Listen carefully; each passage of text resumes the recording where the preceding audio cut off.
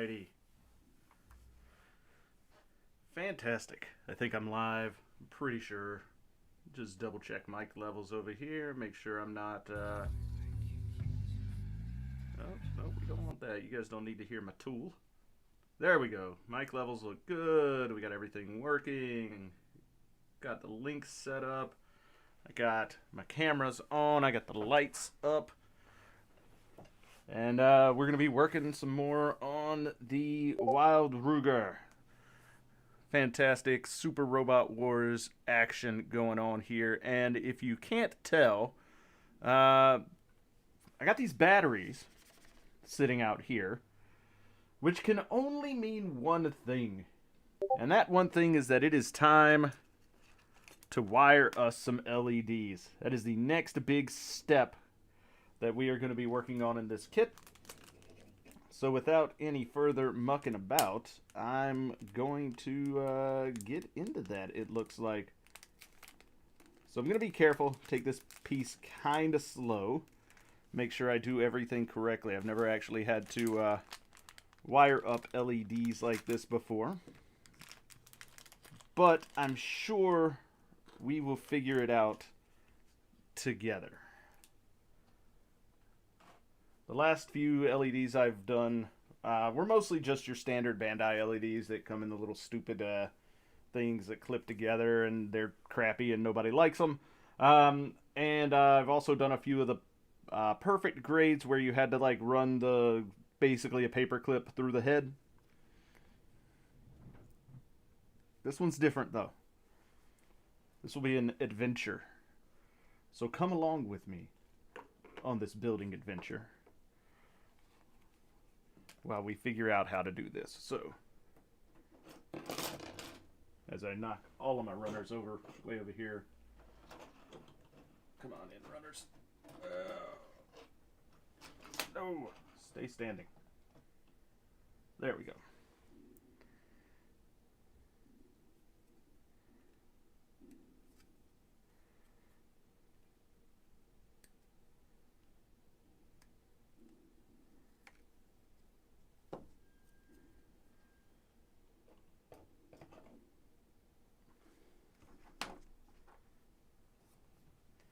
It's a bit chilly outside today. I hope all of you who are listening and watching had a fantastic Halloween and didn't get too spooked out by all the trick-or-treaters going around with their totally spooky, scary costumes. There's not a lot of that happens in my neighborhood, which is okay by me. It means I get to save money on buying a bunch of candy and having it all left over. But I did spend the evening playing some board games with my bros, and that was pretty cool. But now it's back to serious building time here. Alright, so it looks like we have to feed the actual light itself up through there. Fantastic. We need R2, which I went ahead and pulled out already, which is fantastically undergated, it looks like.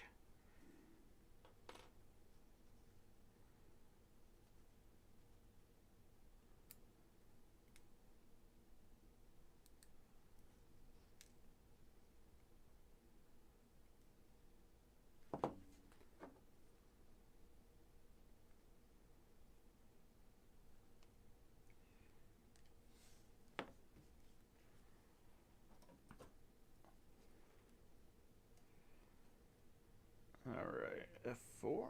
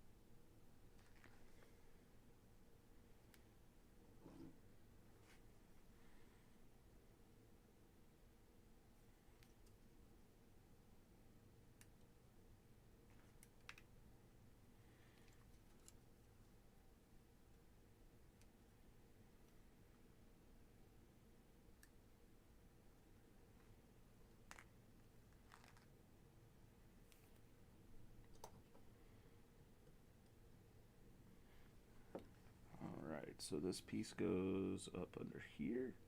Now that's an interesting design that I haven't seen before in a kit, is where the ball itself is actually attached to the neck of the kit as opposed to the joint that sticks onto the ball being part of the kit. But alright, so then this comes up here and that's gonna sit right in here. It's hard to tell exactly how right now, but it's gonna sit right behind the eye there. There's a little groove for that. And then we have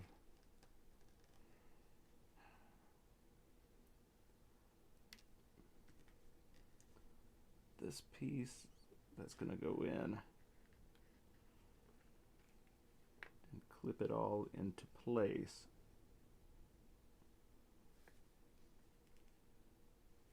Or so we hope.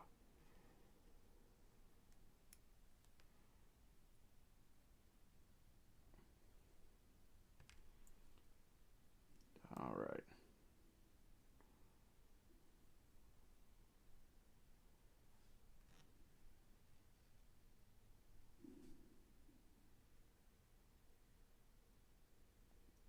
Come on.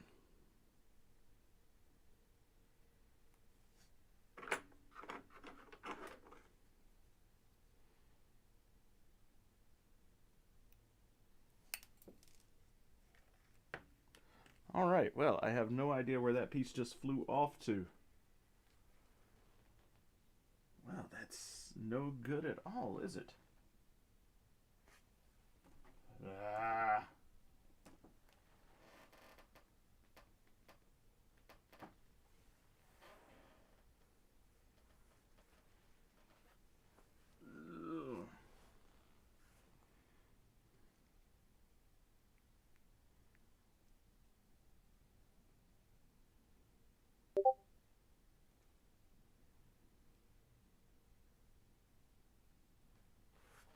I wonder if that's absolutely necessary.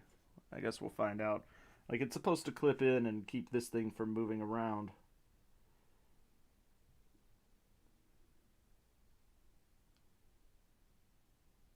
Problem is, that LED is a little bit... feels like it's a little bit too large for that slot anyways. Like, I can see where it's supposed to go.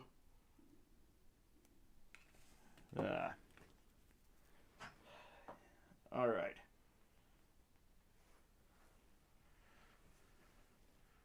Let us see about finding this,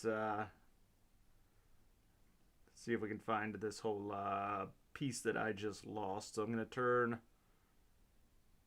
that off for now as I do a little bit of investigating. So I will return.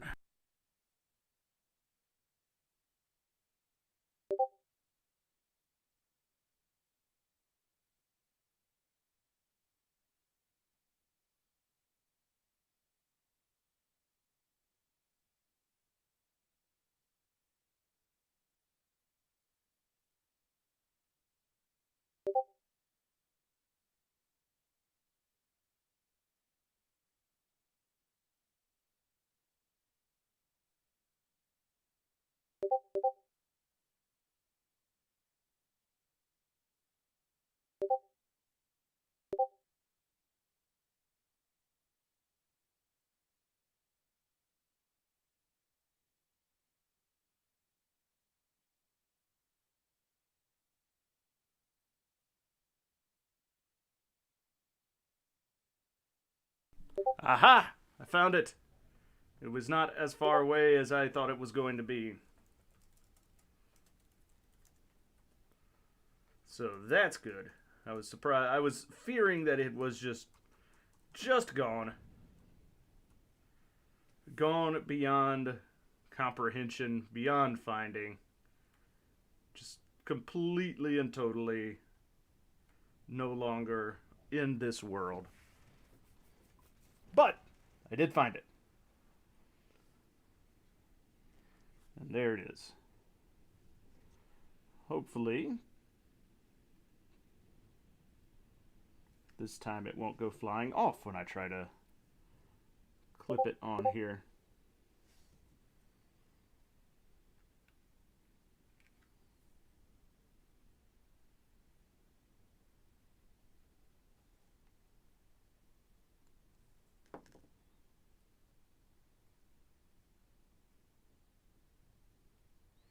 Oh, it doesn't clip in there that hard. Okay, it's just going to keep it from moving around. It's not like it's forcing it into any specific space or structure or anything. So that's fine. All right, good. I was worried that it was like absolutely 100% necessary, but it looks like it's just going to hold it there while we try and assemble the rest of this, which is good. Not against that.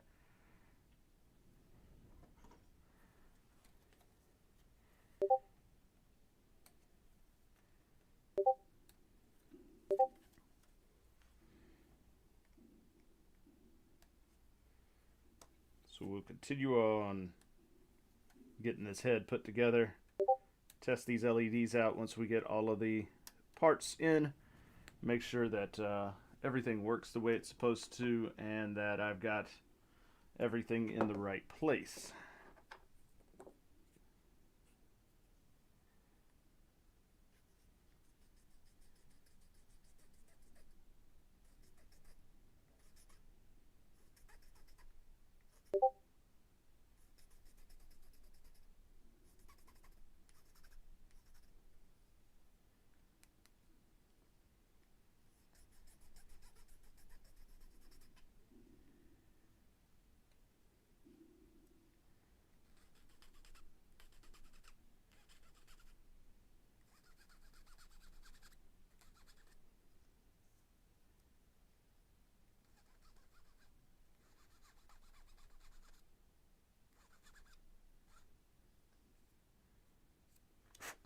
There we go.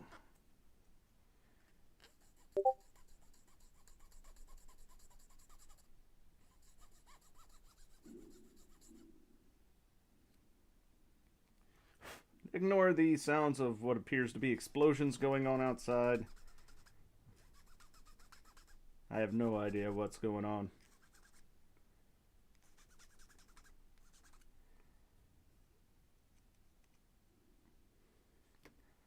Remnants of ye olde skeleton war. Alright, so then this piece goes in here like this.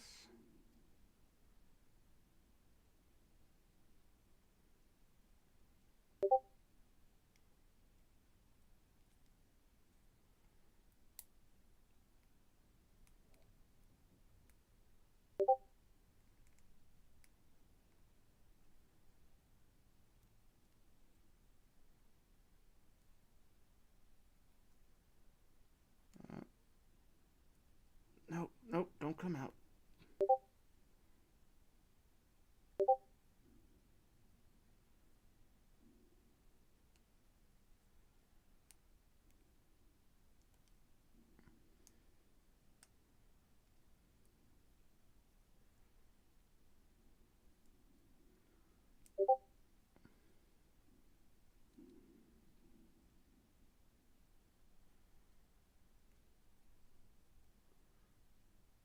There we go. Get that tuck in there. That appears to be correct.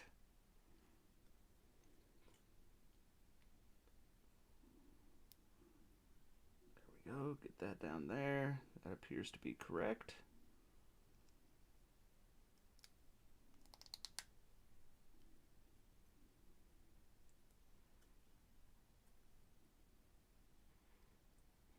There we go. So now we've got a head with some wires coming out. Fantastic.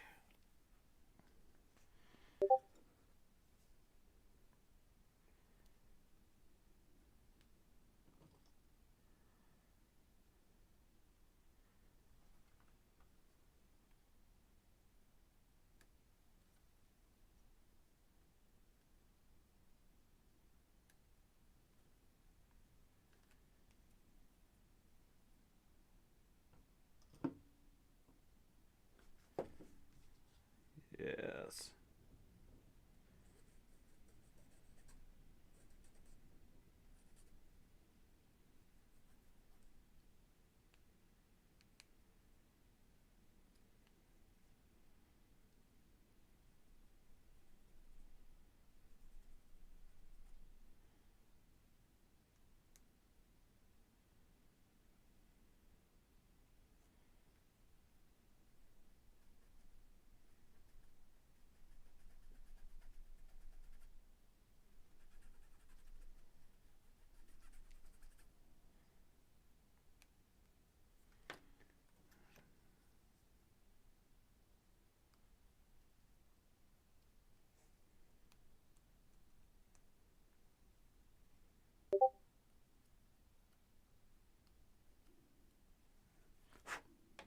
we go.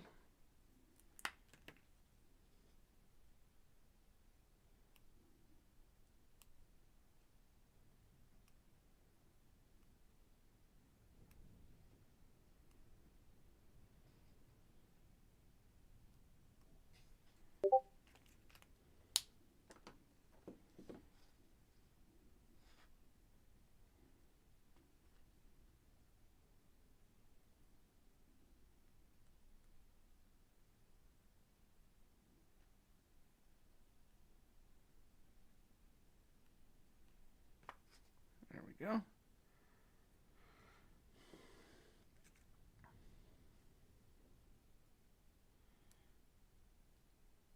So I can already tell, maybe a little bit unfortunately, that this guy's not going to have a huge amount of head movement just because of the way those wires run. But I don't think it's going to restrict it too much. I think it'll be fine once it all comes together. There we go. That's what I needed to make sure of. Let's pull that wire in. Get it inside there.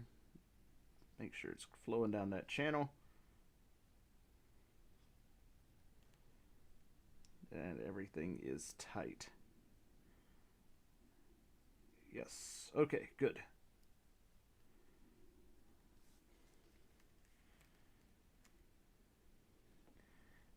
All right.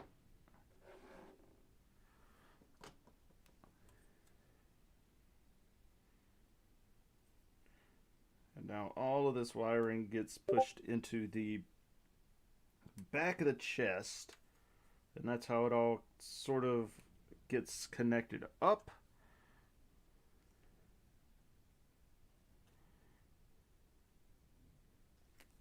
So we'll see. We got some diagrams here we got to follow to get the switch in.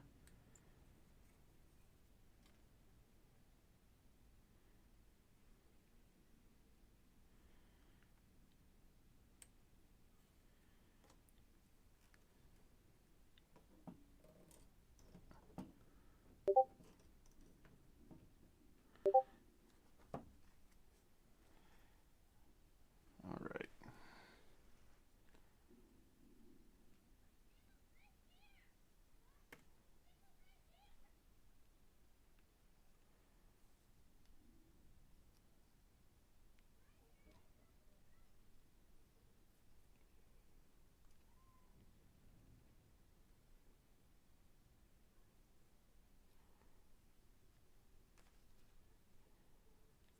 So that is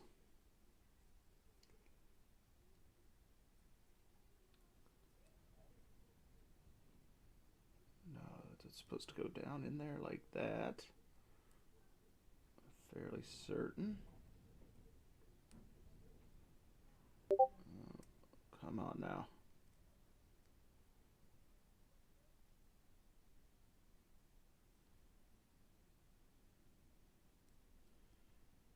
Come on now. Get in there. Don't be this finicky.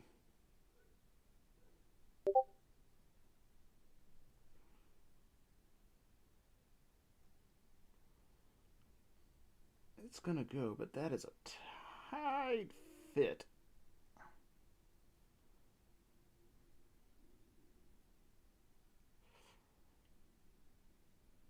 Maybe it'll go.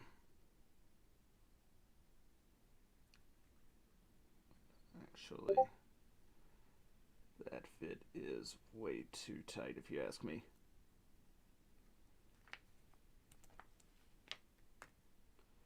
Yeah, that needs to be trimmed out just a little bit there.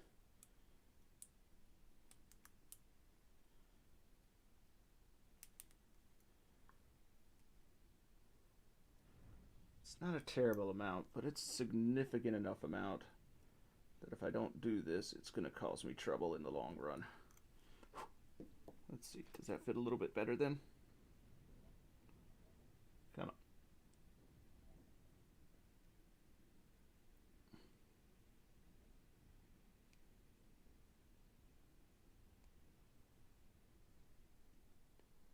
Yeah, that's much better. All right.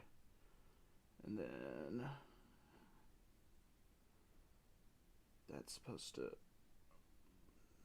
move down this way around that peg. So it's coming out that hole. And then back up.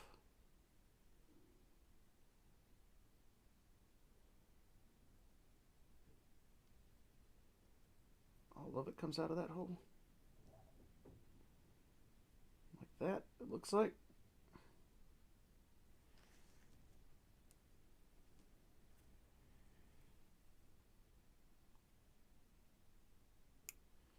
Alright, we'll go with that. Hopefully that'll be correct. Let's see if we can go ahead and trim this out a little bit so that we don't run into the same trouble on the other side.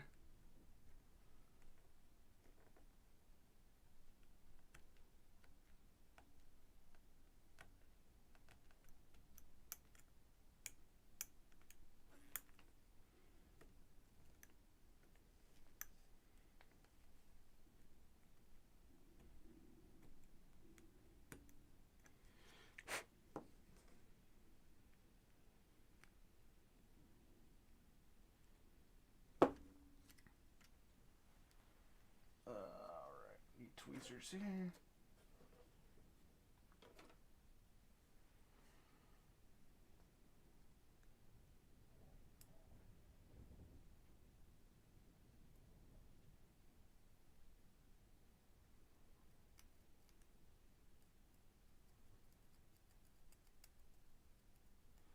There. Clear that out some.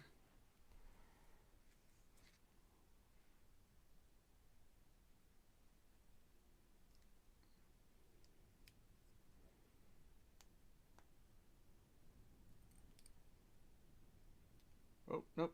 Nope, that's getting pinched. Get back. There we go. So that comes together there. That comes together there. Fantastic. And now we have a little switch. Fantastic. All right. Everything looks like it's together. That's great. It'll all get brought together even more as we secure these pieces with other pieces, I believe. So I'm pretty confident in this overall. All right.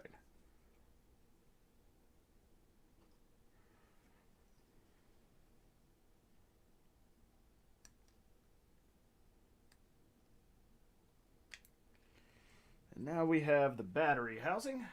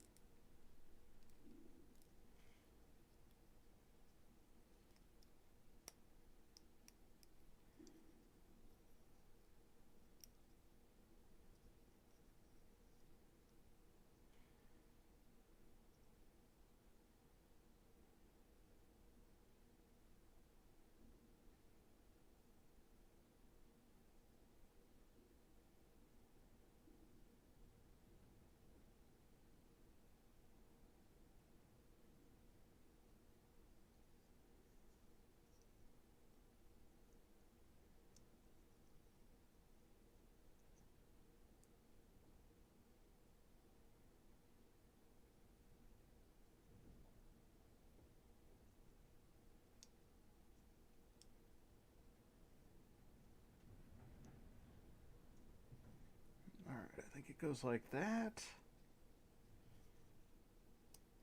There we go.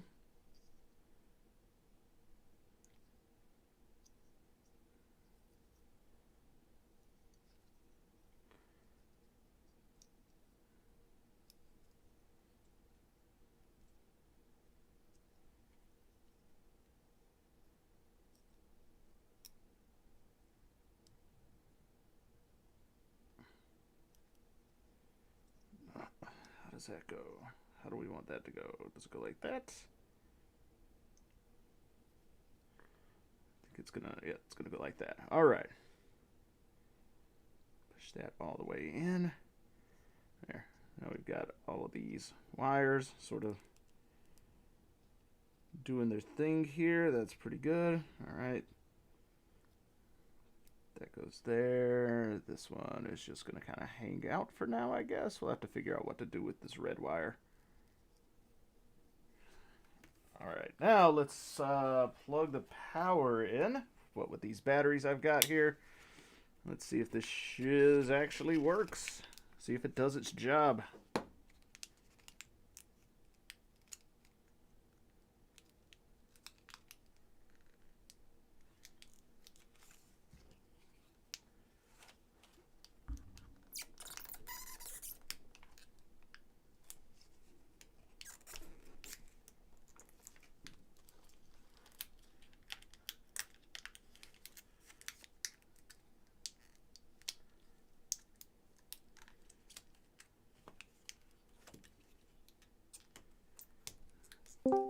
I'll be kind of disappointed if this doesn't work, but we'll find out.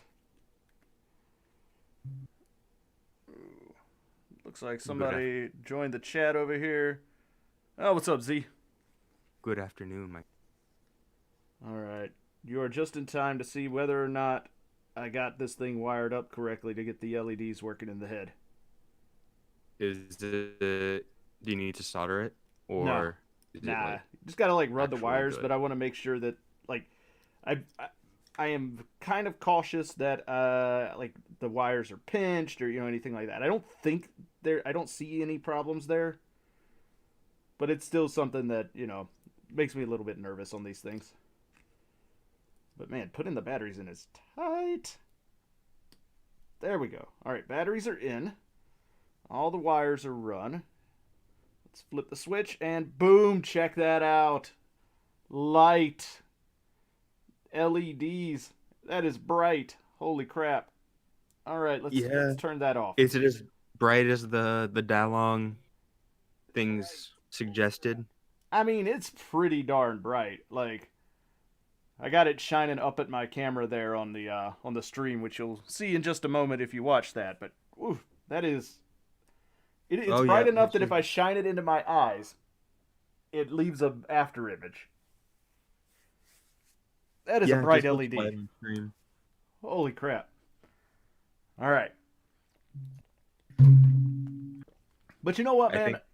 I am better with. I am happier with it being a really, really overly bright LED than it being that like Bandai LED crap that we get with the stupid Bandai kits. Those things never work, right? No, like their LED, like those, they can just do those better, man. Like they just never work. Otherwise, I have no problem with Bandai as a company, but yeah, their LEDs never work. I think I've only ever had one kit with these from Bandai, and it's the Perfect Grid Strike. I don't even remember how to turn them on. Like, yeah, you gotta like turn the head weird or something. Yeah. In the back of my mind, it's like, it's unimpressive. It ain't worth remembering, really. So I actually picked up some from a Chinese it's like a guy and his son in Hong Kong that make these that are magnet activated. So if you buy them, you get a set of the LEDs and you get a magnet. And they're really bright, and if you pass the magnet over it, it turns them on. But if you keep passing the magnet over it, it switches modes. So they can do flashing and pulsating and all this other cool stuff. Like, they're pretty awesome little LEDs, and they're the same size as the Bandai ones. So you can just plug them into any kit wherever you would plug in one of the Bandai ones. And it runs off of a battery that is a lot easier to get a hold of. So instead of using, like, these tiny button batteries that you kind of have to go out of your way to get, they actually run off of like the larger disc style batteries. Just another case of the Chinese doing things better. I mean, they also called like a set of 6 of them also cost me like $70. So Oh, like fuck. yeah, so like I could totally get why Bandai doesn't do better LEDs because they're not cheap, but at the same time, it's like, maybe try and take this process and refine it a little bit, because like the LED sets that they put out now are just they're garbage. The connections are always loose and all of that. It's just never fun. All right, I now I don't get to think I've put seen, the I don't think I've seen a single case of them lasting longer than a month. Like right, before they just completely shit the bed. pretty much. All right, now I get to put together the rest of the head here.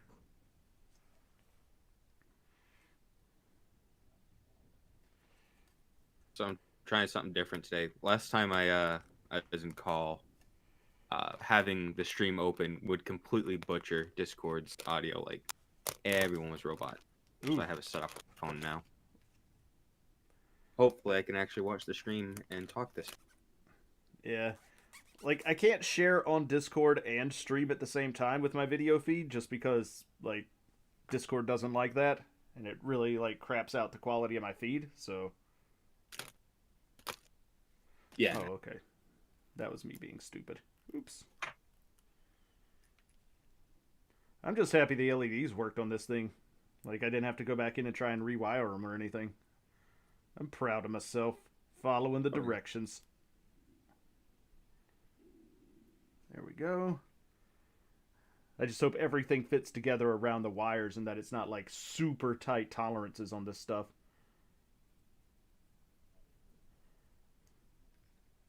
All right. Pray it actually has fitting for the wire. I mean, it's been a really well-made kit so far in those regards. I don't think that's going to be a problem. It's just I can't help but think about all of the ways things could go wrong, you know? Yeah, I get it. I'm the same way. Oh, what the hell? I never noticed this. Okay. This is great. Now, this is something I have never seen on not on a Kodo kit ever, but on a like this level of robot kit in general. And it's pretty brilliant. It's pretty cool. Give me a second, I'll show it off the camera. No. Don't you Is it follow like me. some master class of engineering? No, it's really not. It is. I'm going to show it to the side camera. Pre-painted vents inside of these tiny vents that go onto the side of the head. I fucking love Kodo pre-painting. That's so nice. I've done a lot of their frame arms kits, and I've never seen any pre-painted stuff on them. And so seeing this on a kit that's 11 years old, this is pretty awesome. I think the only frame arms that it had, I want to say 1 or 2 pieces of pre-painting, and all it was like the eye or the camera. Guys, kind of underwhelming, very simple part. Right. So, But no, I could see these being, like, these side vents being very hard to do part separation on. So the fact that they just went ahead and painted them is very nice. But that one wants to fall off. I don't want to have to glue it. Hopefully it'll... yeah, those look like ridiculously small, weren't they? Like, They're pretty barely. tiny.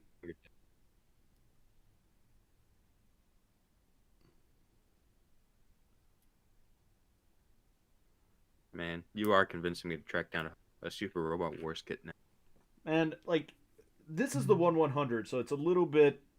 I don't want to say higher quality, but it's definitely got more gimmicks and stuff. But even the 1/144 scale ones are really nice. And some of them are still in stock because they're not... Like, it was only like 2-3 years ago that they released a new one. So it's not like they're not ever putting any of these out. They just don't do them very often. I think the one that's probably going to be easiest to track down is called the Falnia. And it is actually a really good kit as well.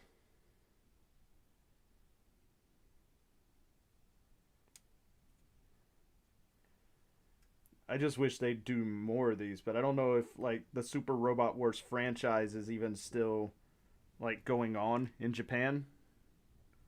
I guess is I that's always the question. wasn't there a relatively new one released?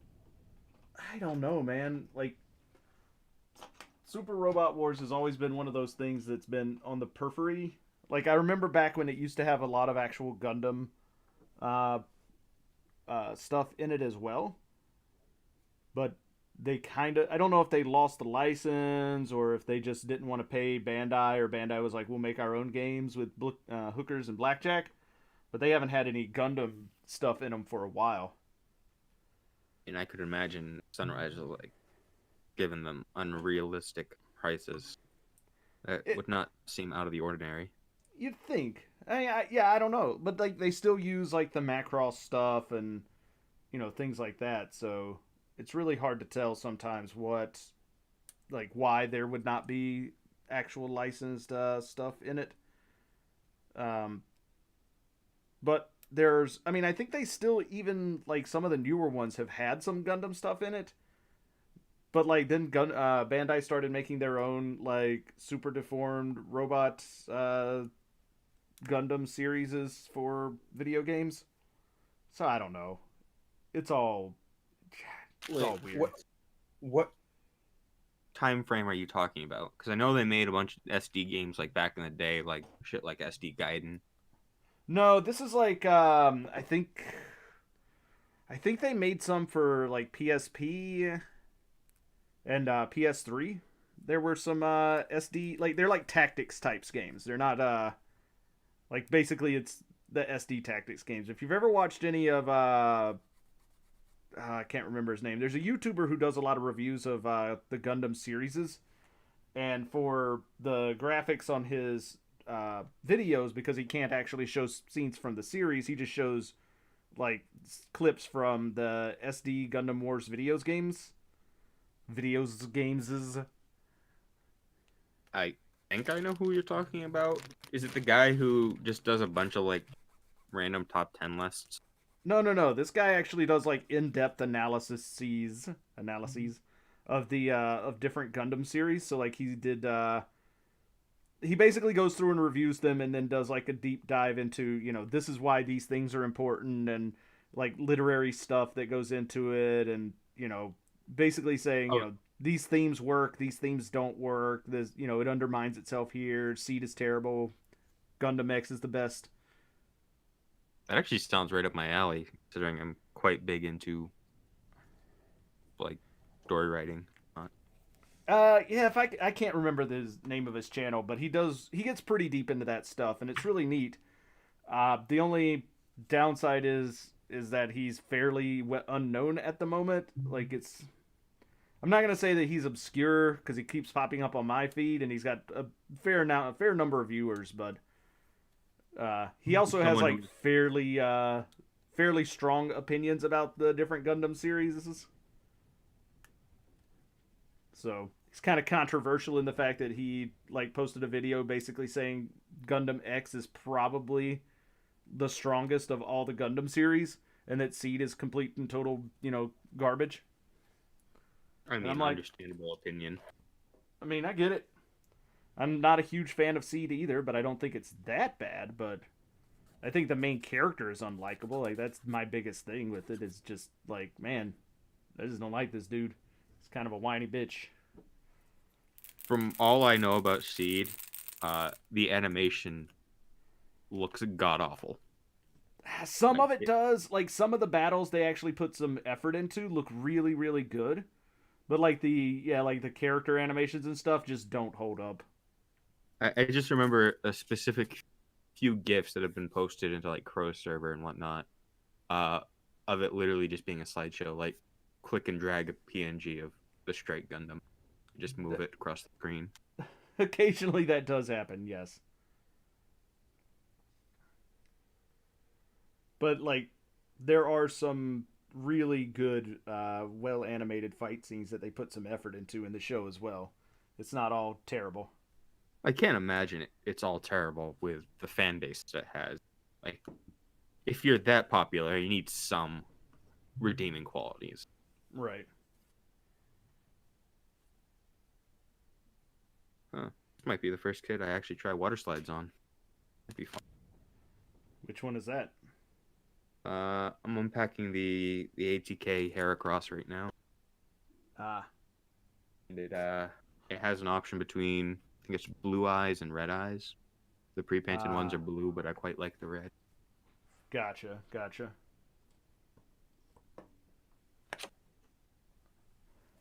Oh, let's see. That's E4.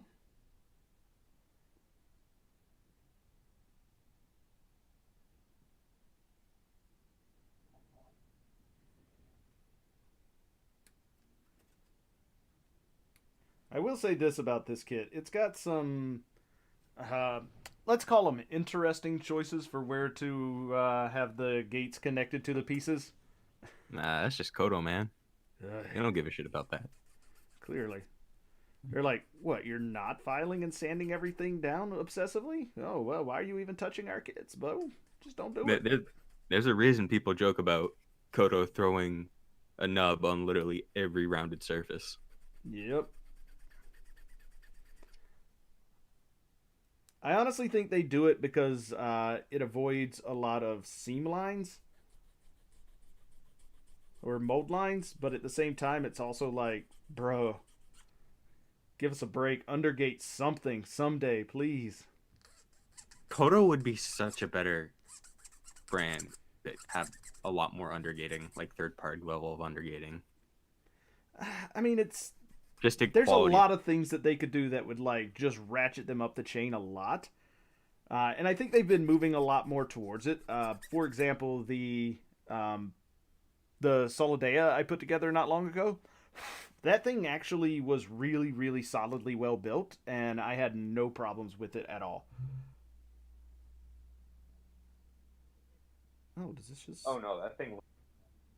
But yeah, with them being as a small company, I'm glad to see them. It looks like they're moving towards, you know, trying to be competitive with people like that guy. It's Right. nice because they are a really nice company when you boil down to just, say engineering or IPs. Quite nice. Right. Right. Right. Oh. Okay, I see what I get that. All right, I see what's going on there. Oh, so there's a covering for the lights in the head switch. But that is going to be a pain to keep on unless there's something else that goes on there that keeps it on. And of course, I dropped my pre-painted piece onto the floor. No, hope it isn't scratched. Nah. I just have to find it now. What the hell are the 4F runners? And why are they two different colors? What kit are you working on? Heracross. So there's F1 and F4 are in like a burgundy color. Yeah. F2 and F3 are in pure white. What kit was I working on just the other day that had the same sort of thing going on? The Gundam Stormbringer. The Stormbringer has the same problem where it's got these different runners that are all labeled like C and D, and there's like 4 C's and 4 D's, and they're all different colors. So when you're looking at the instructions, it literally says what color you need to be looking for. So instead of saying like C1 or D1 and stuff like that, it literally just says C blue, C red, and it's like, okay, come on. This is clearly a problem. Classic Bandai fuck it, I guess. I mean, Which it's seems to using be a like lot runners more from fun. all these different kits. I get that, but oh man, you could have avoided this problem. You really could have. Like, this is It's a completely fuck it. yeah, this is a completely avoidable issue. But it was just funny to me because like I'd go and be like C, and I pick up the C runner and be like, "There's not a piece that looks like this on here." And I go back and look. I'm like, "Oh, I should be on C blue. I'm on C white." Duh, I think that's my mistake. D had a similar issue where it has a few runners where I think it's between the forms or whatever, but it has a few runners that are just the exact same, but it needs to be blue in one form and white in the other. Yep.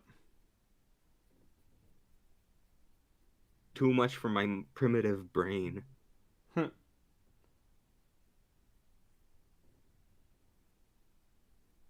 There we go. All right. Now I can put these on, and hopefully it will keep these other pieces in place. Otherwise, I'm going to have to break out the glue for this little piece because it does not want to stay on. Actually, looking at it closer, it looks like this kit has a lot more of those than I There thought. we go. A lot more of what? The weird Those runner things? same runner, different color. It has Ah. two C1s, one in black, one in skin. It Ah. has two D2s, one in pink, one in red.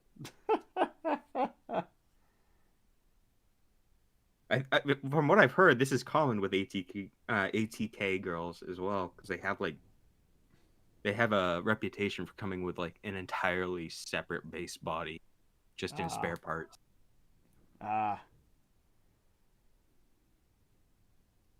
Yeah, I'm not a huge fan of just like girl kits in general.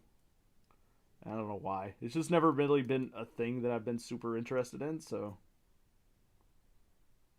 I'm definitely becoming more open to them. I was the same way as like, give me Gundam or go home. But It's not quite that. It's more I just don't get the appeal of them. Like, I don't know. That's just me. There. it's different. It's definitely different. Or different crowd, I'm talking.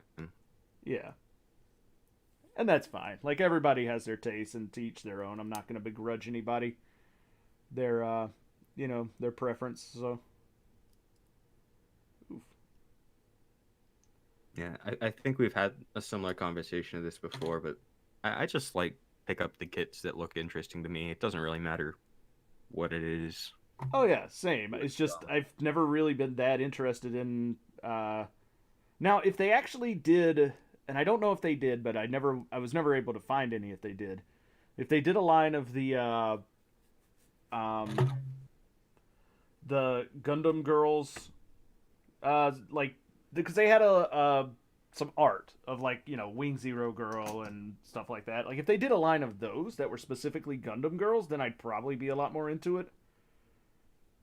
I think I think they turned some of those into figures, if I remember correctly, because I very specifically remember I believe there's an RX, there's an XS, I think there's a Zeta and a and Wing. a Wing as well, but I've seen the Yeah. figures, but I don't think they ever made them into kits. No, I don't think so either. Which honestly, missed opportunity. That'd be a perfect thing to pull into the figurized standard line, Yeah, like they've been doing with the Fumini stuff. yeah, but I think Fumi. those figures were made like before the whole uh, Robot Masumi kits were kind of a big deal because that sort of really started hardcore with the frame arms girls, and then spread a lot from there when people saw how popular they were. Hmm. I And didn't realize it was that new.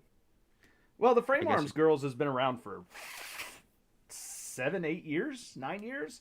Like there have been model kits of like basically like the ones that Forged got, which and Hank for the Robotech stuff. I'll call it Robotech just to irritate them. But it's basically like you put together the figure and paint it and all of that.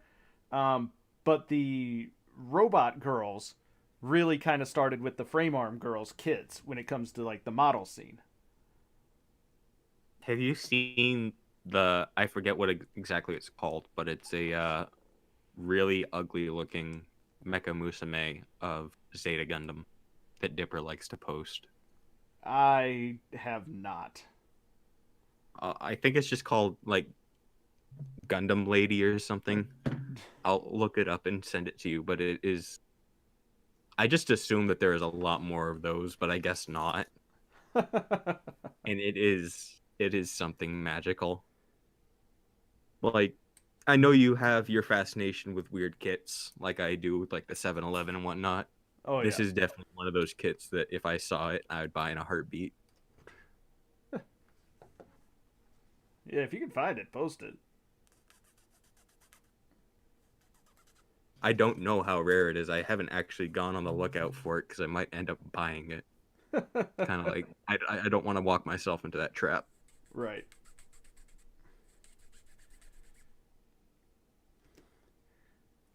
Now I do actually have a robot girl kit that I'm gonna build eventually, but I want to wait Oh, until there I it is. have time to like fully paint it and everything because it's not nearly as color accurate as I would like out of the box.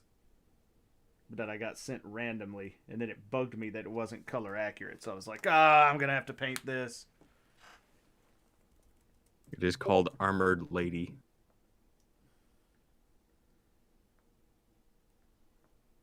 And honestly, Man, how far apart can you make those eyes? I don't know. I think they tried as best they could. All right, now, and I know this is probably not going to be good for people on the stream because you're not going to see this, but Armored Lady model kit. Let's go. Let's go see if I can find like images of it already put together.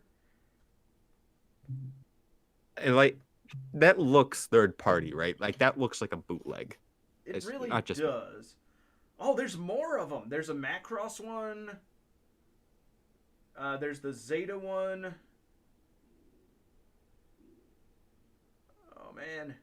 I wish I knew there's a Macross one. I bought that for the theme month. Okay, so there's an RX-78. It looks like there's the Zeta one, and no, that's the Gundam Mark II. So there's a Mark II, a Macross Valkyrie lady, and a Zeta lady. I don't know which one's best. I mean, Wait, they're what is this one? This is Korean, I think. Is that Macross 2? The hell is this thing? let's see. No, that might be. That might be. Because it definitely looks like a Macross Valkyrie with super parts on it. Yeah, Yeah, I'm that's what I'm that like is. focusing in on the head and the antenna, and that looks like a Valkyrie. All right, let's look at eBay. Oh my god! Oh no, that's the Zeta Gundam. That's not the. No, why did you have to lie to me like that, eBay? eBay's lying to me. No. Wait, how much is it on eBay for the Zeta? No, it was not on eBay. That's what the link said, but when I clicked on it, it went to just like an old HG Zeta kit. I don't see these for sale anywhere, Damn. just at a casual glance. Like I'd have to go really digging for it. You might want to check Mandaraki. They might have it. Oh, trust me, if Dipper saw that, I'm sure I'd be one of the first to hear it if he didn't buy it himself. I have already expressed my interest in the Zeta lady. Oh, Zeta lady, you're so goofy looking. I honestly think like I didn't see any pictures of it already put together yet, but it did look like it was maybe a product of poor box art because like I doubt that they'd have the eyes set that far apart. I am also guessing if you were to get these since they are from the 80s that every single bit of it is going to have to be painted. I There's actually just nothing found on a those picture of pre-painted. it. Oh, I really? found a picture of it out of box. It's not put together, but yes, it is completely white. Okay. So yeah, so you'd have to paint like literally everything on that. It looks like there are some stickers maybe for the eyes, but even then, that's still not Honestly, fantastic. you'd buy this for the box art. Let's be real. That is very true, because you want that goofy cross-eyed look. You want to own that amazing illustration. Nate, not an illustration. That is a work of art that should be framed and put on a wall. It is definitely something. Speaking of framed and put on the wall, I should actually get to ripping out the box art from some of my boxes. That's why I picked up a bunch of the action base fours. I think it is. Maybe it's the three, the one where you can actually like put a picture in the base of the action base. Like, I think those look really cool. I know I'm probably in the minority when it comes to that, though. See, I'd rather just take the art from the box, just take it out with an X-Acto knife and just put it up on a wall, make a mural of them. That's not too bad. But yeah, I mean that's And that basically what I was doing with these is taking the box art and cutting it out and putting it in as the base of the action base. I did that for the new HG Infinite Justice.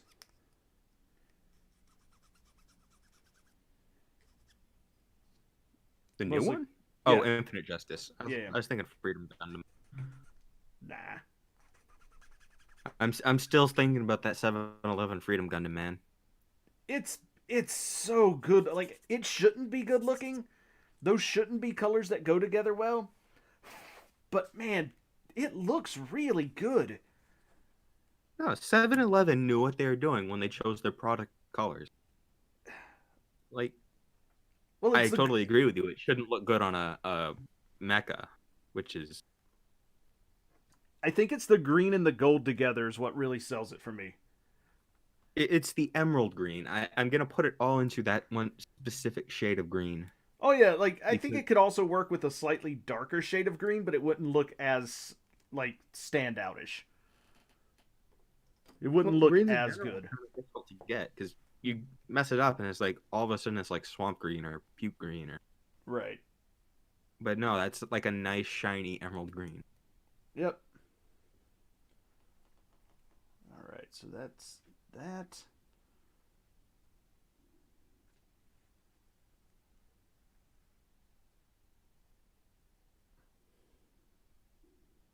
Man, this thing you could build almost 4 entire heads. Really?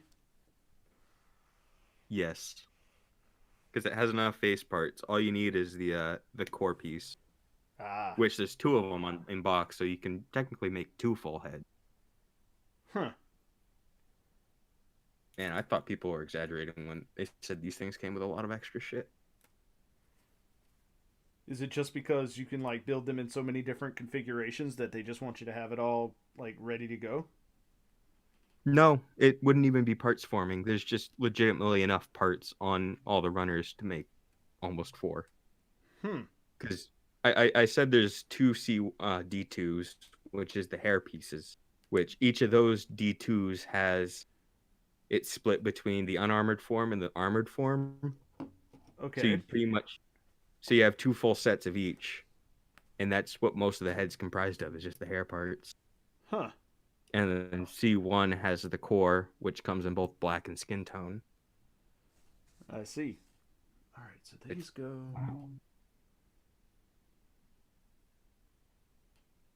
It's the only way that can go in, I guess.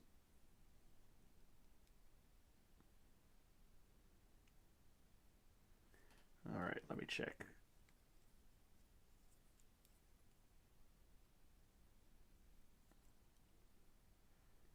I guess when that's all the way in. Yeah, that makes sense. All right.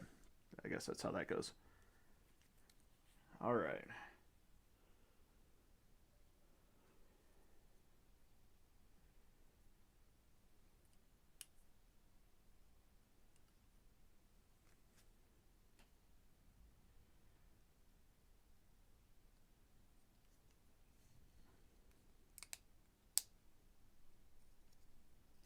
a No. nice what Huh? snap. That Nah, nice just satisfying snap. nah. Unless that wasn't satisfying and that was actually you breaking something. No, no, no. That was a piece falling out and rattling against the other pieces. It was nothing broke, thank God. Oh, that's not cool, yo. All right. I guess I'm What just gonna have happened? to get the back on before that actually works the way it looks like it's supposed to. Not a problem. We're getting into building all of the intricate, uh, like body parts. So it's there's a lot going on in here. So I could just imagine. yeah, just trying to make sure I've got everything together, and then like yeah, All right, so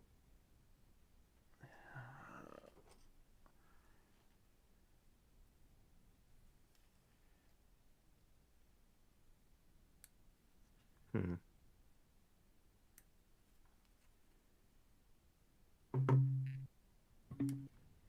and I'm not gonna say right now off the top of my head that it's a fitting issue, but there are definitely pieces that are trying to occupy the same space, and I'm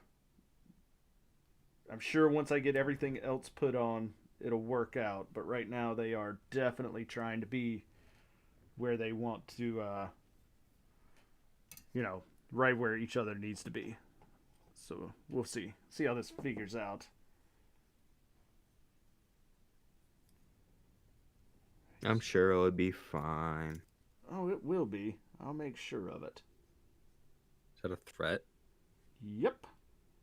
Good. All right, that piece goes there, and that goes down there. All right. You wouldn't want the kit thinking it's safe around you. Damn right. I'm gonna put you together whether you like it or not, you piece of crap. You pile of ridiculous plastic.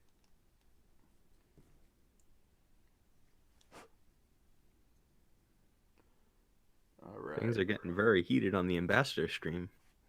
Darn Skippy. I'm coming for you, kid. I'm calling you out. WrestleMania 17. We're going to get this done.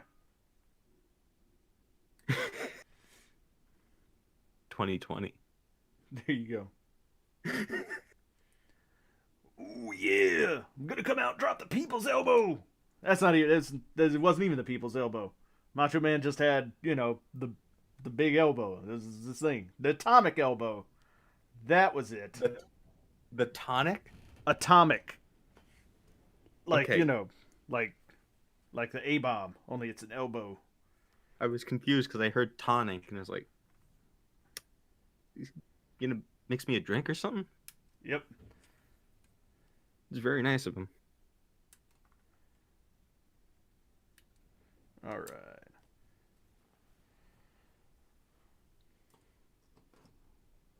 So that is one thing about this kit that I'm finding to be very interesting. And the longer I go on, the more confident I'm getting in its ability to execute on what it's doing.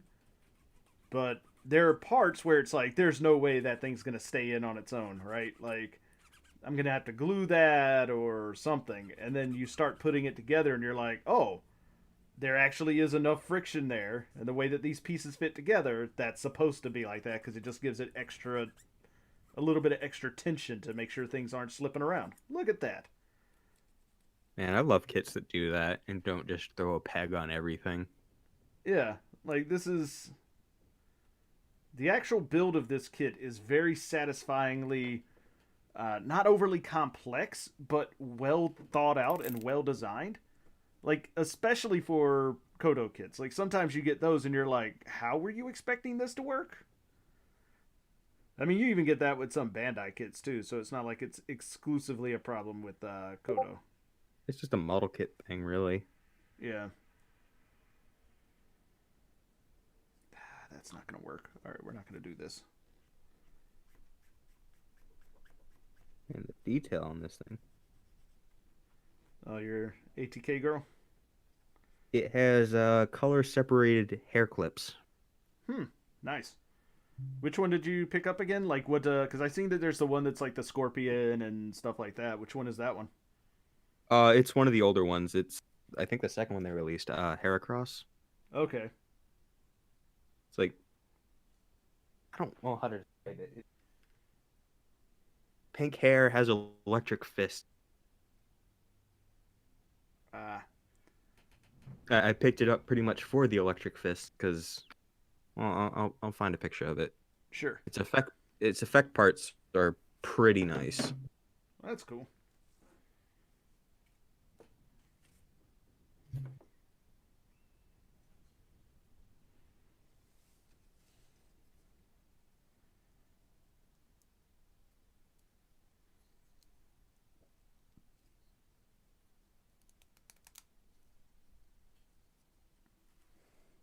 Ooh, that is pretty cool.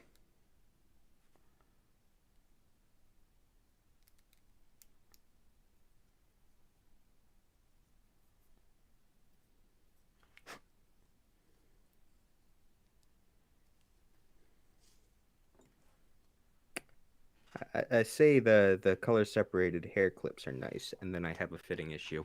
I guess I just shouldn't have said anything. No, I mean you can still say that they're like it's nice that they're color separated, and then be like, but they don't fit.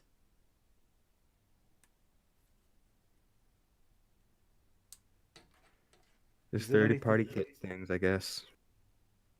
I mean that's not even third party. That's just non. It's just not Bandai or Kodo.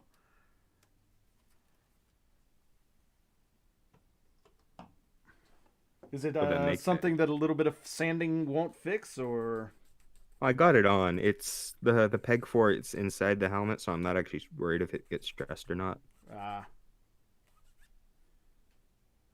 It's quite nicely separated, this whole thing. that's good. That's one thing that's always kind of a disappointment is when you buy something that looks really good in the advertisements and you get it and you're like this is not going to look anything like it unless I spend 4 years painting it. Thanks guys. Hey, like the armored lady. There you go. Armored lady.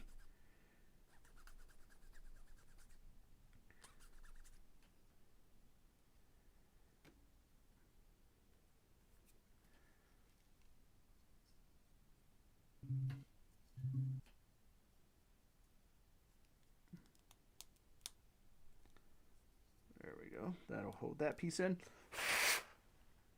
Oof. I'm getting 11-year-old plastic dust everywhere.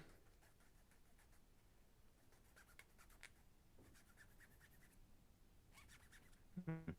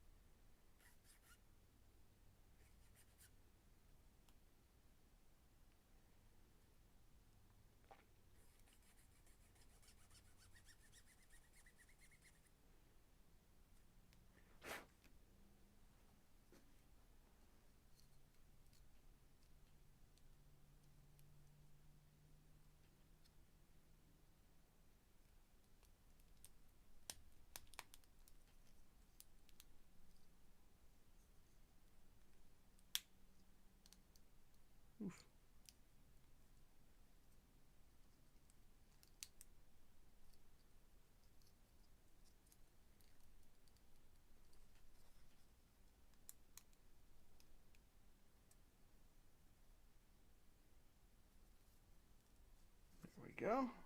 All right. I always find it interesting how different companies set up their instructions with like what you build in what order. Yeah. Well, like this Does one it? is these are old instructions, so it's I'm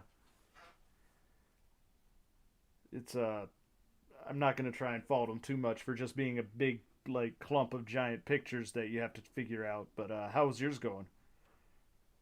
Mine's looking pretty well. I just find it odd because generally, this might be the Kodo way of doing things. I don't remember, but it went straight from head to arms, which I find odd. For Kodo, it depends on what the kit is. Like if you're doing a frame arms, then like it just bounces all over the place. It's been so long since I built my frame arms and my frame arms girl that I don't even remember. Yeah, it just the frame arms stuff is all over the place.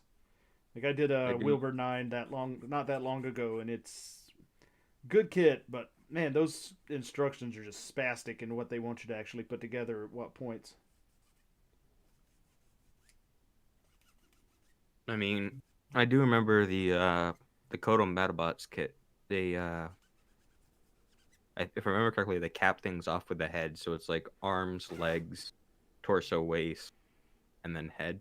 Right, which kind of makes sense at the end of the day, because like you want it to like all come together at one point, and usually the head's sort of the last piece that goes into building a kit.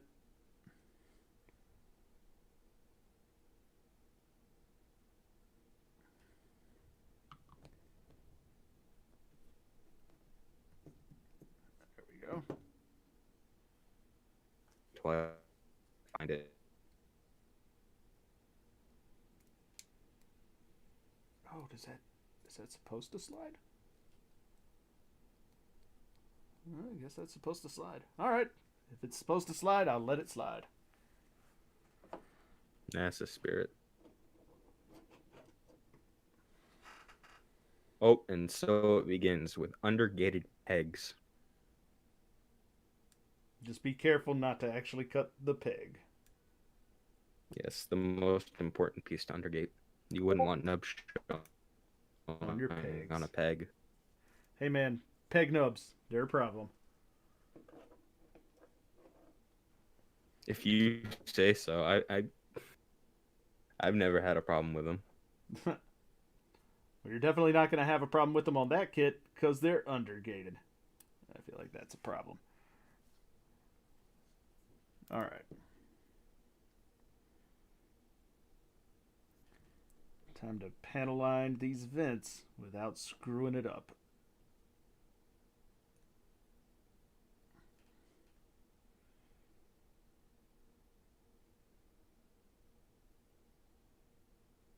Out of curiosity, do you have like a set stream schedule, or are you like just do it whenever you want? Yeah, whenever I feel like it and have time. Understandable. Just kind of shocked when you posted about it, and I was like, all right, I had one last night. Why not? Yeah, I mean it's literally just, hey, I'm in the mood. I'm gonna go build. Might as well stream it. Makes sense. I should have a nice web. I'll look into it. I might end up trying to see if I can stream. I bought a nice webcam for a Zoom meeting. I have currently Gorilla glued to the top of my workbench. The most important part about getting a good stream is, making sure you have all the right equipment. Like I just got a new stand for my camera, so that I could have my runner clips and everything set up correctly. Yeah. Well, I have that nice webcam, and I don't think I ever told you, but I did end up picking up one of those mics that you recommended me. Oh, nice. And I have that. It'd actually be a pain to get it strapped to that desk. It's a workbench, but like every point that I could mount it on is like a half inch too big to get the clamp around. Yeah, I had kind of the same problem, so mine's sort of jury rigged as well.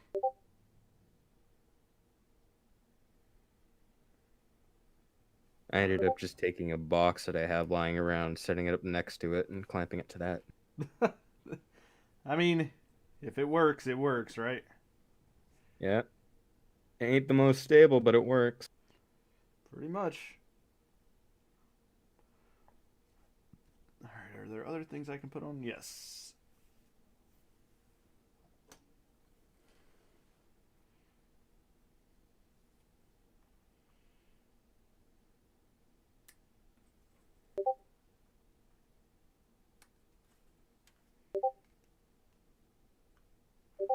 Ooh. Come on. There we go.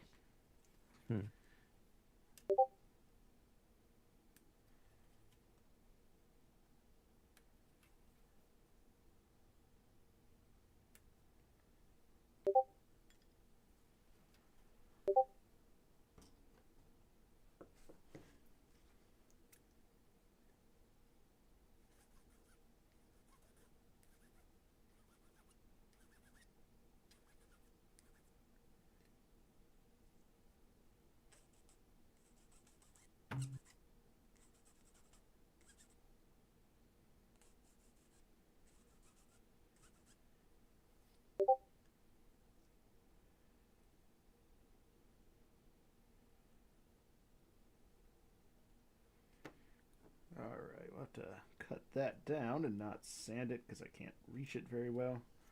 But that works.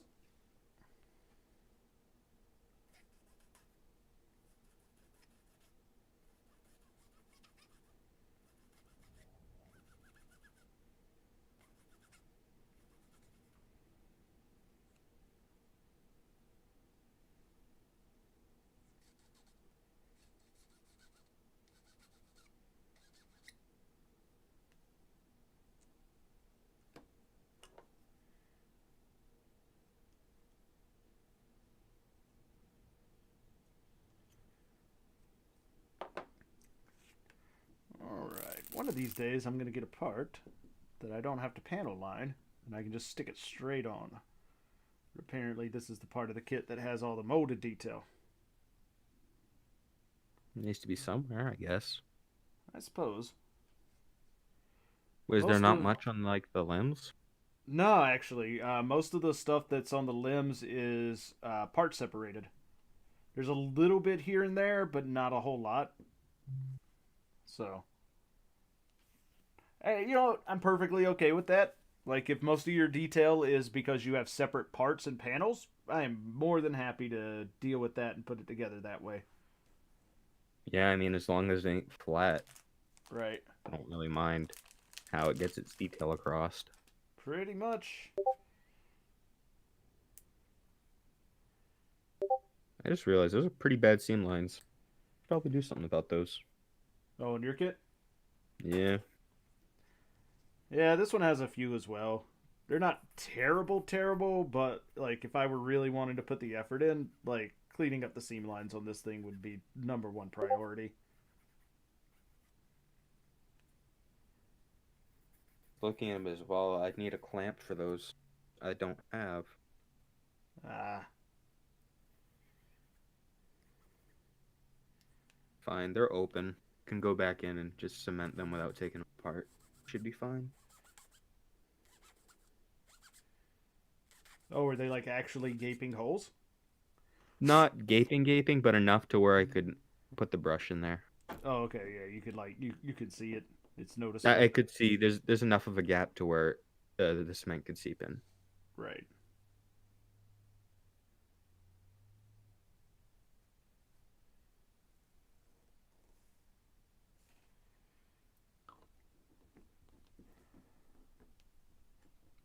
All right, we'll let that dry for now, but I gotta put these pieces on before I can put other pieces on. So, all right.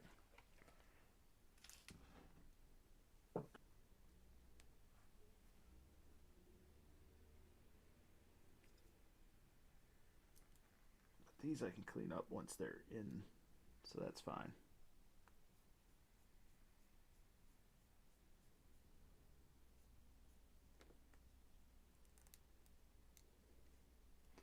Because it's just the vents anyways. And they don't need to be super clean because they're vents.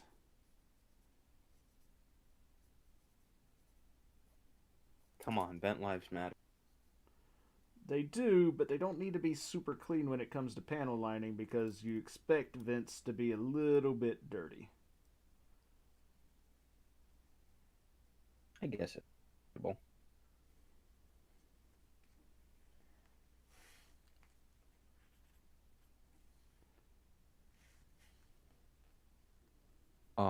Of all pieces to skimp out on. What's that? It's just like a little collar piece, bit of shoulder armor, I guess. But there's only two of them, so I can't build. Ah, Has to be swapped between the two variants of the body. ah.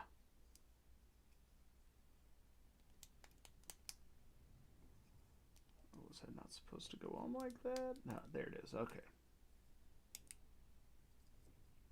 That is also horrible nub placement. Not in the way that it will show up, but in the way of how the hell do I get my nippers there? Yeah, those are always kind of frustrating. It's like, really? Really? This is the game we're playing now.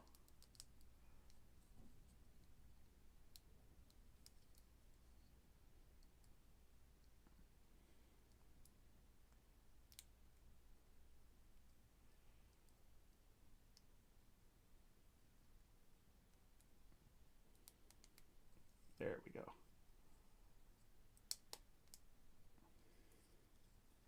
Yeah, I had a feeling all of that would come together to hold itself in place. Fantastic. So I take it the tolerances on that thing are freaking amazing. They're very close.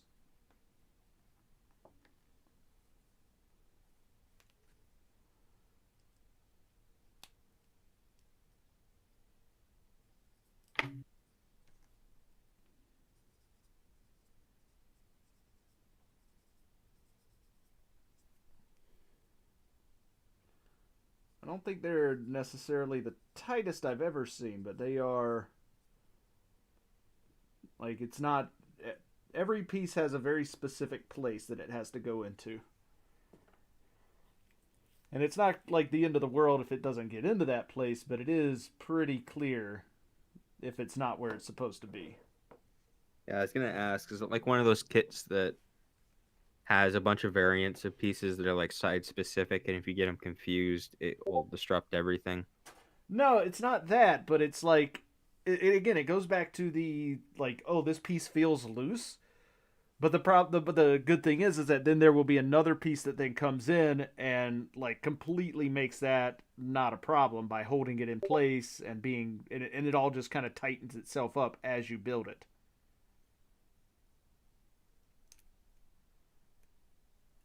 Man, that is still a very bright LED.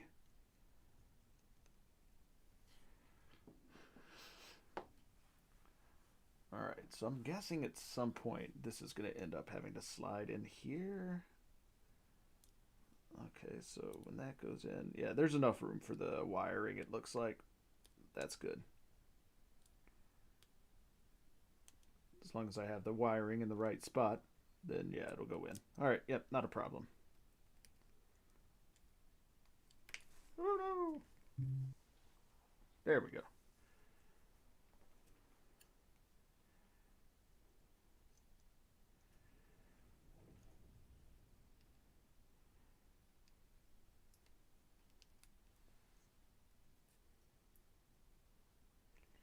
Yeah, I'm pretty sure that's just gonna slide in there. I just want to double check that's the case though. Oh, they're not gonna show me that, are they? I guess that's final assembly kind of stuff. Yeah, okay, so that just slides into the back there.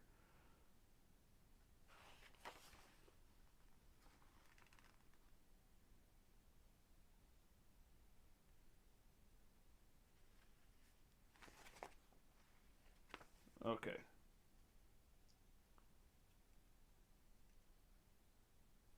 Thing does have kind of a long neck, which I think is a little bit funny, but Is it like overtly long, or is it long because it has like features that make it long? I mean, it's long because it has a neck. Like, I mean, it's got to have like the wires running through it and everything, so I guess that makes sense.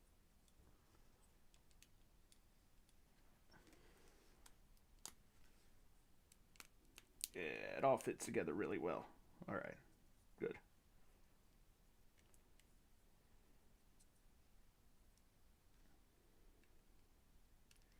There's no reason to not have it pre-put together, so we'll just leave it like that for now.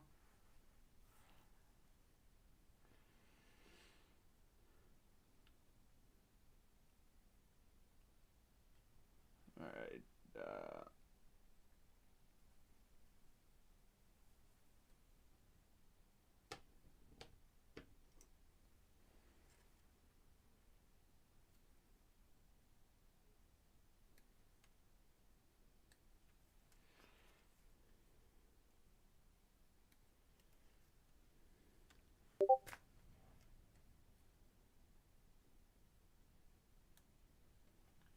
But the fact that the whole head and neck and part of the back assembly just sort of slides off is really nice because it makes getting in there to change the batteries if you need to really nice. That's always helpful. Again, I haven't built too many of them, but isn't that a pretty common issue with those things? Is it batteries? Well, I mean, like, okay, for Right there. example, the Perfect Crate GPO1, like, it's got LEDs in the head and batteries and everything. If those Mhm. batteries burn out, it is a struggle to get in there and replace those batteries. Like, you basically have to completely disassemble the head to get in there and get them changed. It is a giant pain. Fuck. I clipped out the wrong part. Just set it aside, remember it. As long as you didn't Well, that clip worries me off 'cause a wrong part. I don't know where the right part is. The issue. Ah,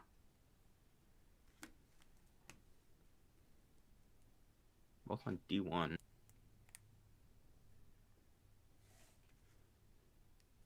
No, that is the right part.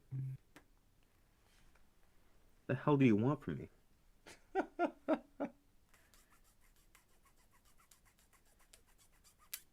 Wait a minute. Oh, you're shitting me. what's that? It's under extruded. What do you mean? Like it didn't fill out the part enough. Oh, that sucks. Can you contact whoever you bought it from? Be like, I need this part, or like the manufacturer, and be like, this runner is wrong. I can. It's not unusable, but I mean, I'll take a picture of how it look. It's on a bad part for it as well. It's right on a joint, like a Ah, swivel joint. ah.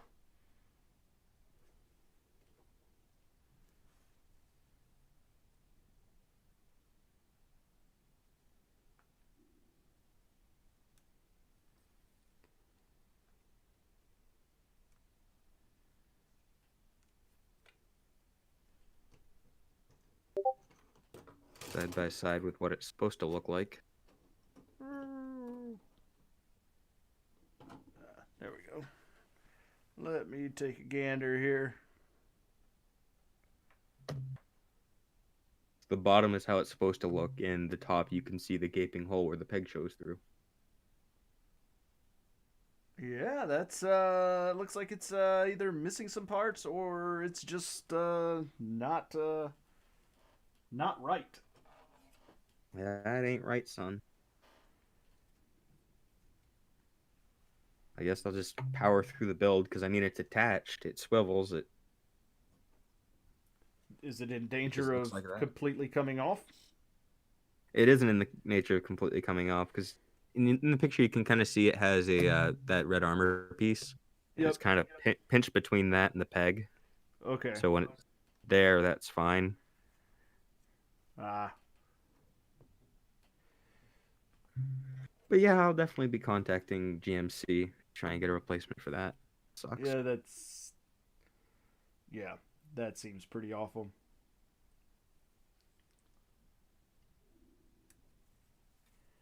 Oof, that sucks, dude. I'm not even sure if they can get a replacement part for this because it's just such an old kit that they just kind of had backstock of. Oh, I'm guessing they can get you a replacement part. Hopefully, I think they have decent relationships with what is it, DM? I think it's Dragon Momoko. The Oh, are they? same. I think ATK is the same Hmm. like Okay. parent company, Dragon Momo. I thought Dragon Momoko just did knockoff kits or enhancement kits or whatever you want to call them. I think Dragon Momoko is like a subdivision, like a team within that company that Ah, has like their own brand, and you have the people who do the ATK girls, and they have a few other branches, but I think it's all the same parent company. gotcha.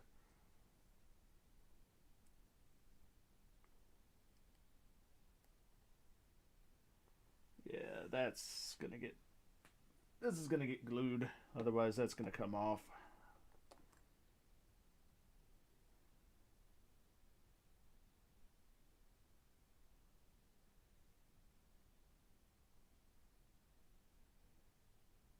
Just a little bit of the good old Tamiya extra thin on there. Hell yeah, brother. Is it one of those kits where it's like technically you can put it together without glue, but you'd be stupid not to? Nah, I don't even think it would be a problem if I put it together without glue. It's just these parts in particular. I'm not even gonna risk it. I'm just gonna be like, all right, a little bit of glue here on these pieces that are never designed to come off. Not gonna hurt anybody. Nah, I gotcha.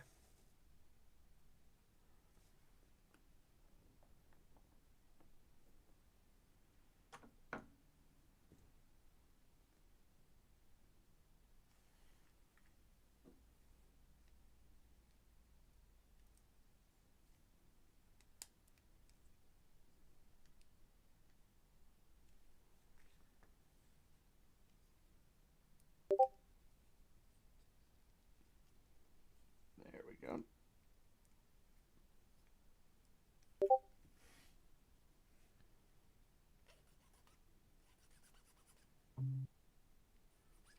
Oh god, I might have just made a mistake. What's that? I just posted about the underextruded parts in Crow server, and I'm not sure if you noticed what part of the manual I did it over. Uh, just hope Herb doesn't see it. He'll be fine.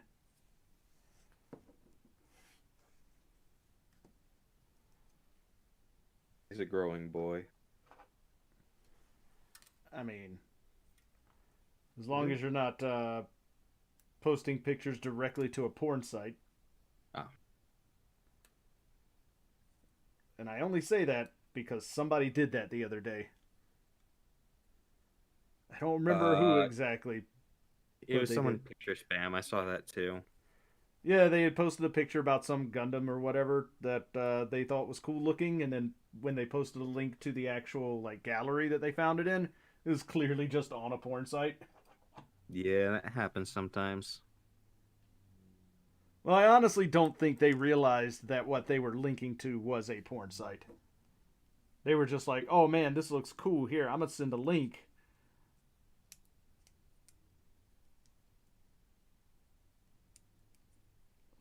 You know, we all get mixed up in emotions sometimes and it blinds us. Now, I'm not saying that's what happened, but I'm pretty sure that's what happened.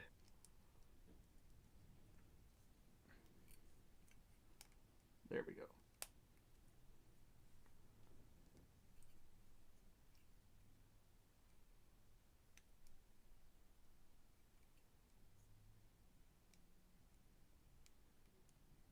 Come on, get in there.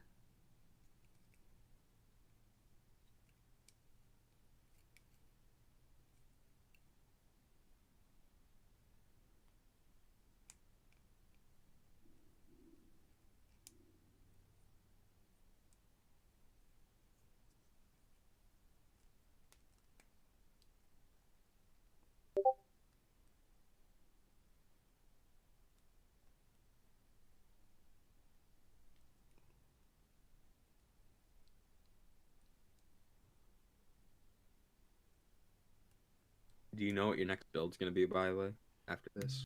No clue. I got a bunch of stuff that I need to get built. I was going to say, don't you have like one hell of a backlog going? I do, and I just keep putting stuff on it. Like, I mean, just yesterday I got in the what you call it, the bulk arm. So like, the Hexagear? Yeah, the Hexagear bulk arm and like a 30-minute missions kit, and yeah. Yeah. The problem is if I see something that looks cool, I'm like, oh, I want that. Buy. Yeah, when's that bear guy coming, by the way? Oh god, man, I don't know. It's gonna be sometime in November because it's coming from Japan or China or something. I mean, you say that, but my Momokopo is actually coming on good time. Like it made it from acceptance from China post to California in like 3 or 4 days.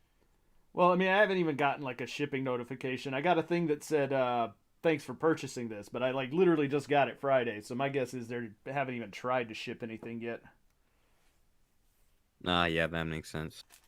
At some point, I'm going to figure out what the hell this little metal bar that comes with this kit is for. Oh, well. For now, though. Did it not say anything in the instructions? I haven't found it yet. I'm guessing it's in here somewhere. But it doesn't have a designation in the instructions other than that it's a metal bar. It's like if I go back to the start, it just says that it's this piece here. I don't know what that means. It's just a metal bar. I'm guessing it goes into one of the weapons or something.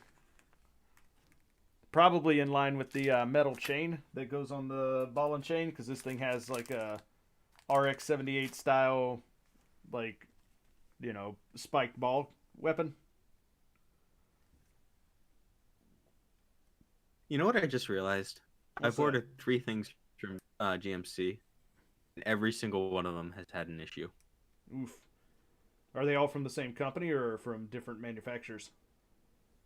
One is no, they are all different manufacturers because one's Debon, one's Dragon Momoko, and one is Nuke Matrix. Hmm. Yeah, So I have a outright those. missing part, I have a deformed part, and I have a cracked part. Oof. Yeah, those smaller companies are not the biggest on quality control. That's why I'm really hoping there's nothing wrong with this uh, Rodums kit that I've got. Rodan. Yeah. I've heard nothing but positive things from them, but then again, I heard nothing but positive things about the I as well, and then it showed up with a missing uh I mean, what is that, visor?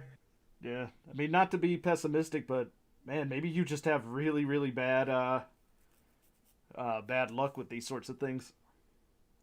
You never know. I mean, I'm generally known among my friend group as having extremely good luck, which it might just be this one specific area that my luck just sucks at. It's possible. You never know. Hey, you have to have some weaknesses, I guess. Fair enough. All right.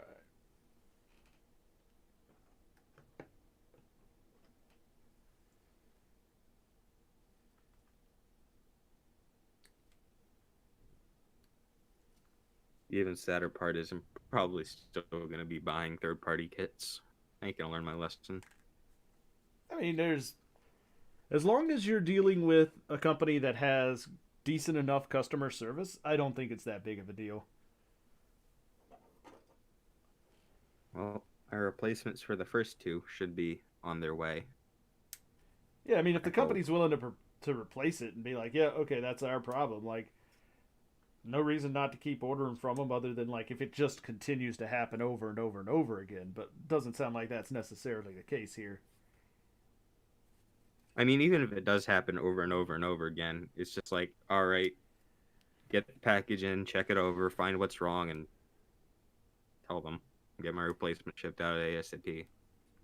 I mean, I would eventually get to the point where I'm just like, if it's going to be this much of a hassle to get a kit from these folks, I'm just not going to get kits from these folks. Well, when it's Chinese exclusive, it's kind of difficult because I'm not GMC is disagreeing like there, but really it's the only.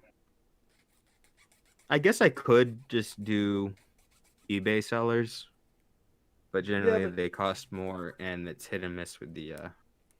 oh, you're not going to get like replacements and everything from that. I'm just saying that like if every kit I ordered from Dragon Momoko or whatever came in with problematic pieces that I was going to have to send back, then I'd stop ordering from that. I'd be like, nope, I don't want to deal with this.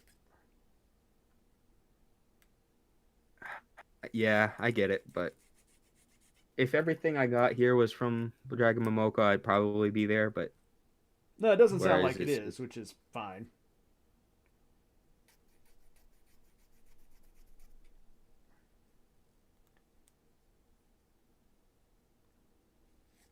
let's stick her with karate chopping hands, 'cause why not? Judo chop.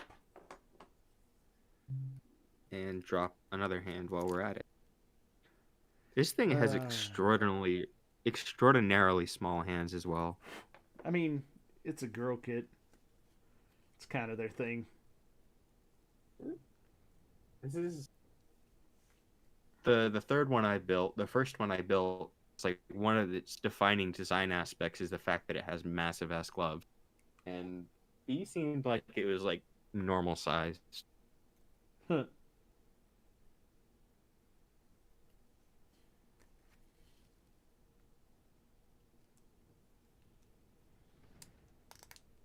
There we go.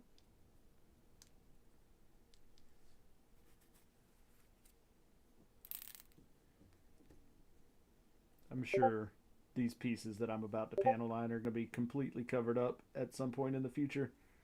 But I don't care. I'm going to do it anyways just because it makes me happy to know that it's been done.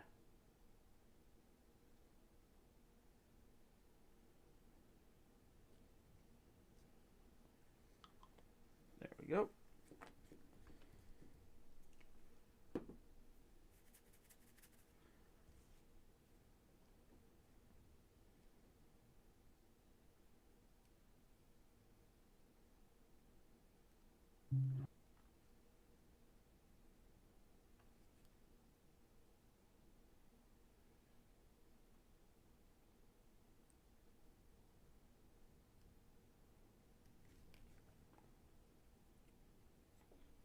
Feels weird finishing arms and not having a body to throw them on. Yeah, that's kind of how I felt when I was working on the first part of this kit, because the first thing it has you build is the arms.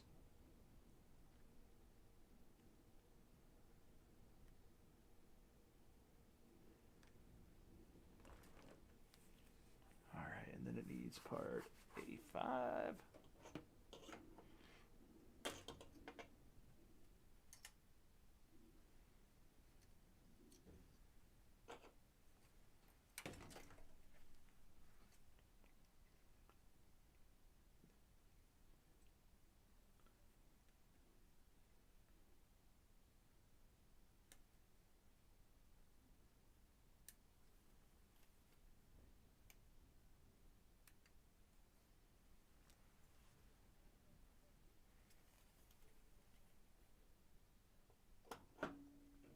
Come on.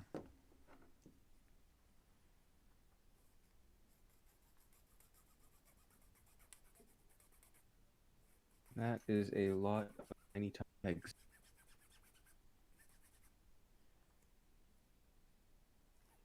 A lot of tiny what? You kind of broke up there. Pegs. The Ah, hand pegs. ah. When you're here. Looks like 8 sets? Oof. 10 sets.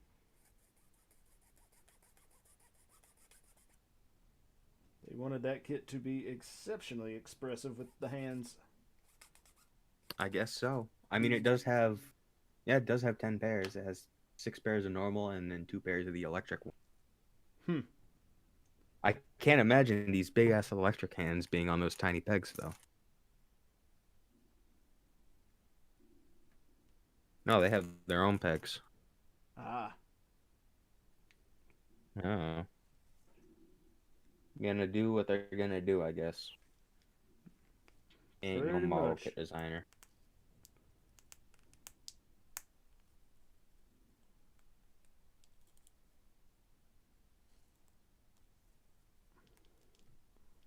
There we go.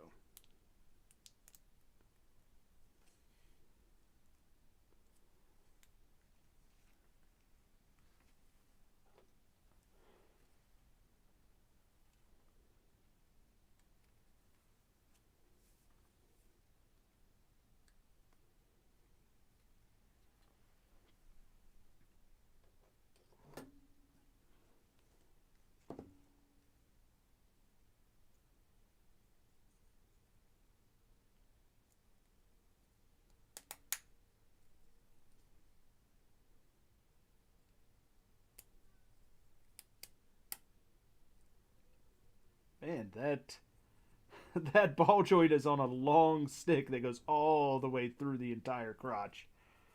That's pretty wild. Wait, what's the ball joint for? The waist. So that's what connects the this piece to this to the waist, like the torso to the waist part.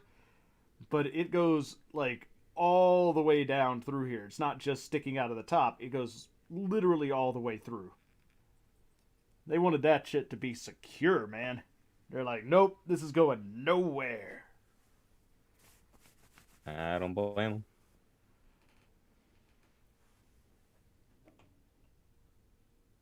What is with this kit? And it's weird. But like what I was talking about earlier, with its weird, oddly specific to each side pieces. Some kits are just like that. I mean, there's a lot of Gundam kits that have that where you're like, we're just gonna build, 2 arms and 2 legs, and you can put them on either side. And you get in the instruction, and it's like, nope, this has to go here, and this has to go here, or nothing works.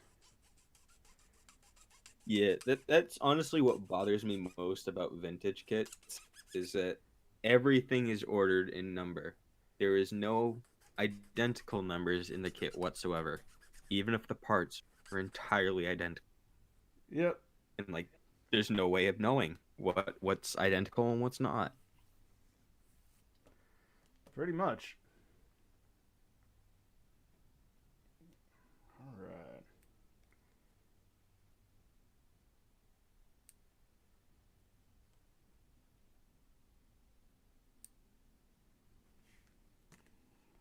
All right. So how do these go in? Goes on the other side. Because that's supposed to be flush. So it goes in like that.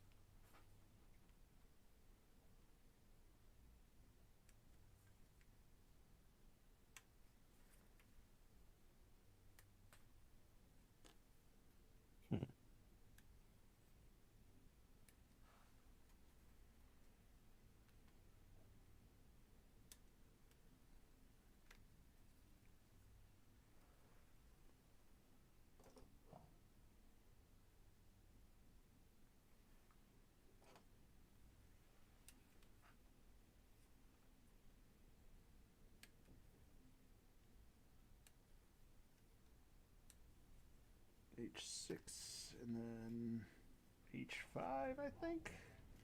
Nope, H11. Because pieces that are side by side shouldn't be numbered sequentially. That makes sense, Kodo. See, now you're getting it. Dealing with the same shit that I'm dealing with. How dare you make sense? You go to model printer's hell for making sense. Shit shouldn't be allowed to make sense. Too much sense.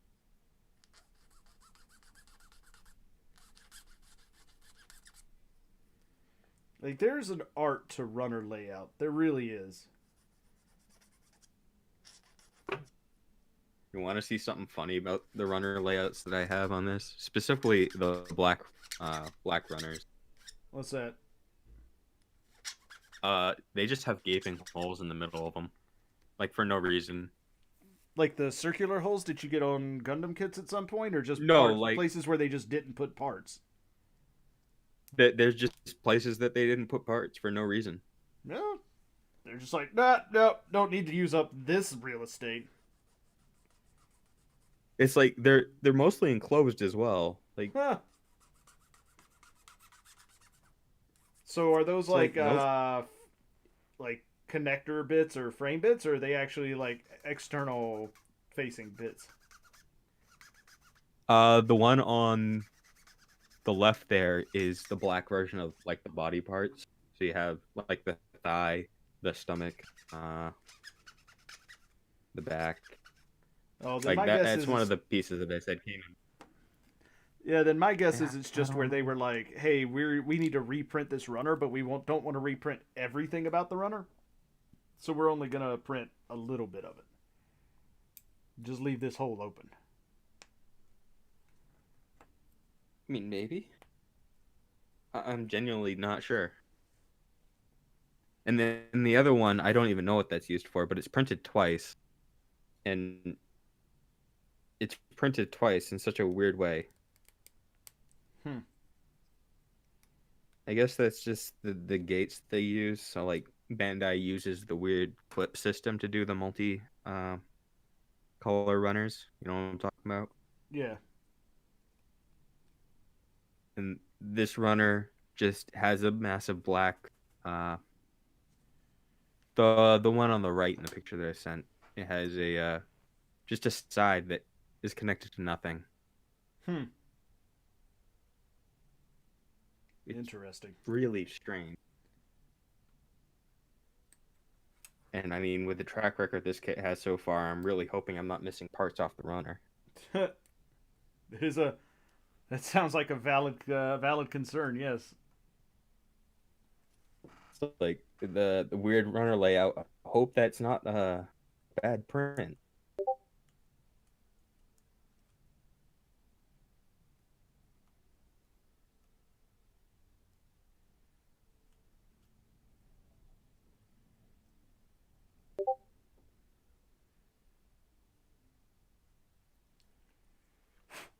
All right. Let's see here. And a little bit of panel line wash through there.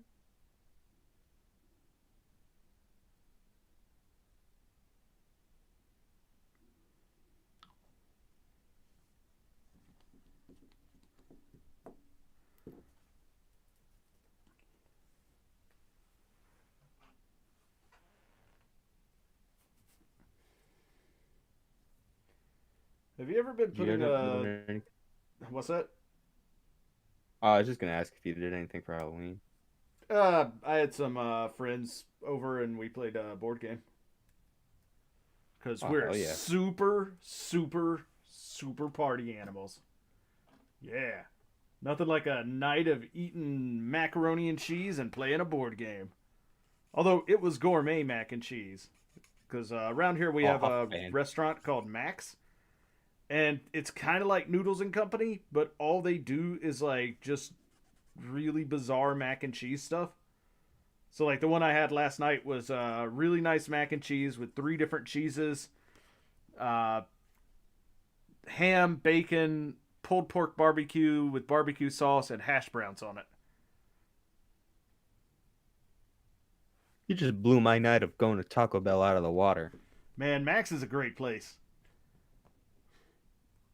I mean, we have a place called Max as well, but it's like a steakhouse more than Ah, anything. I mean, don't get me wrong, it's really good at being a steakhouse. But but not great at being a place that sells mac and cheese. correct. It's okay. It's really hard to be a great Actually, standout mac and cheese place. they might sell mac and cheese there. I Hmm. don't remember actually. It's kind of like that end of expensive to where I go in and pretty much order two appetizers and then leave. Fair enough. Yes, the waitresses love me there. I'm sure. I mean, if you're easy and you leave a decent tip, they probably are just like, yeah, sure, do whatever. I mean, when you go into a nice fancy restaurant, one that the general bill for it's about 100, and then you just get like $30 worth of appetizers and then fuck off. I mean, I could tip well, but it still ain't gonna be what they normally get. Well, it's not like they're working on commission. Like I said, as long as you're not being a problem and you tip pretty decently, they don't care what you order. I guess that makes sense. I just always thought of it as being kind of, No, I mean odd.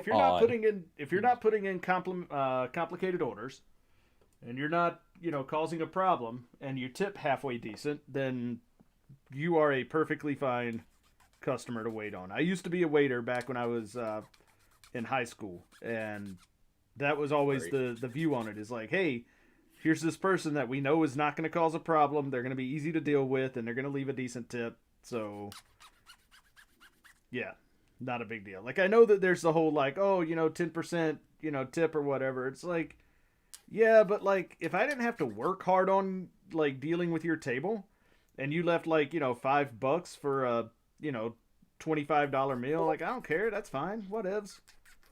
It's not that big of a deal. Like as long as five you're not bucks a would, problem, 90% of the time waitresses and waiters are just like, yep, you're fine. You're not a problem. man. People who I've are only ever, problems tend to be the problems. So, yeah, that would make sense, wouldn't it? yeah. And the people who go in there and like order very little but like act super entitled about it, like those people can just fuck off. Like don't be that guy.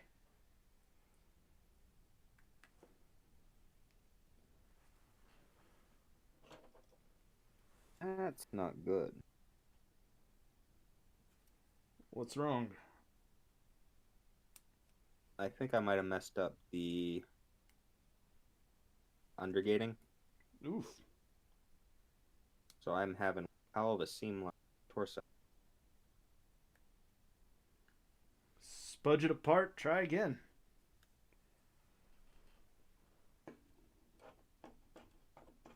The problem is I'm not seeing where it's interfering. It just looks like all the way around. Hmm. Which I think means budget apart and then clips. If I didn't already put it on too tight, which I might have. I did. Oof. Big oof. I'm not cut out for this cheap Chinese shit.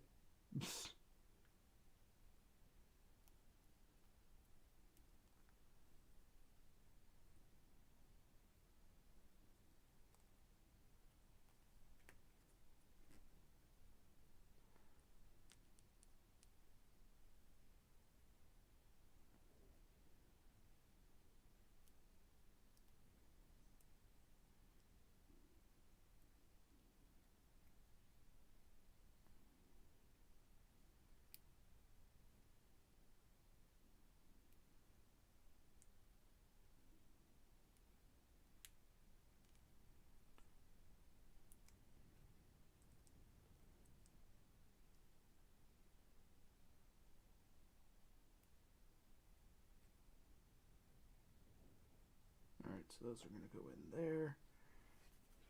Fantastic.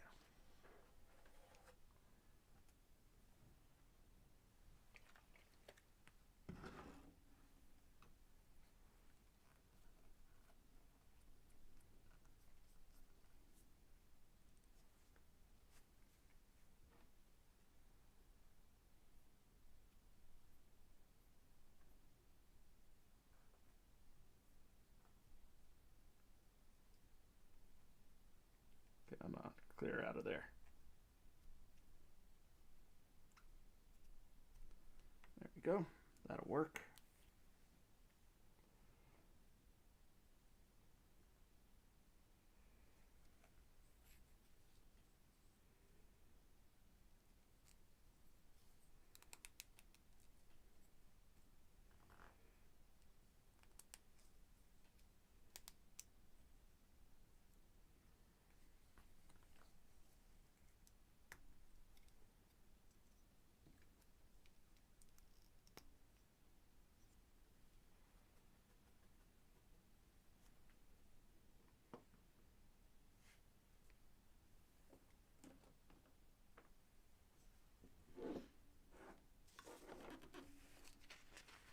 Alright, there's got to be some side skirts that end up on this thing. Oh, those go on the backs. Unless those are the side skirts. Those might be the side skirts. Those are side skirts. And those are wings.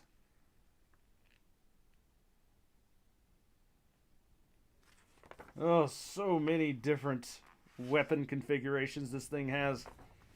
So many different weapons. And I'm getting almost done with the unarmored version of it. Classic Super Robot Wars, right? Yeah, man. I'm okay with having a lot of different options. Not a problem with that at all. Hmm.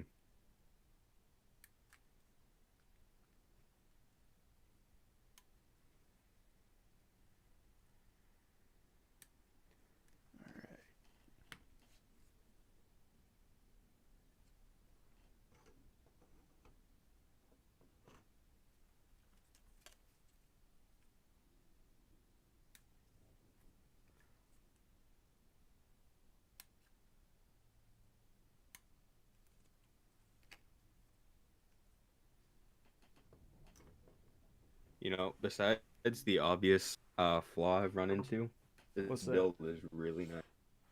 The poorly injected part. Oof. Other than that, this build is really That's good.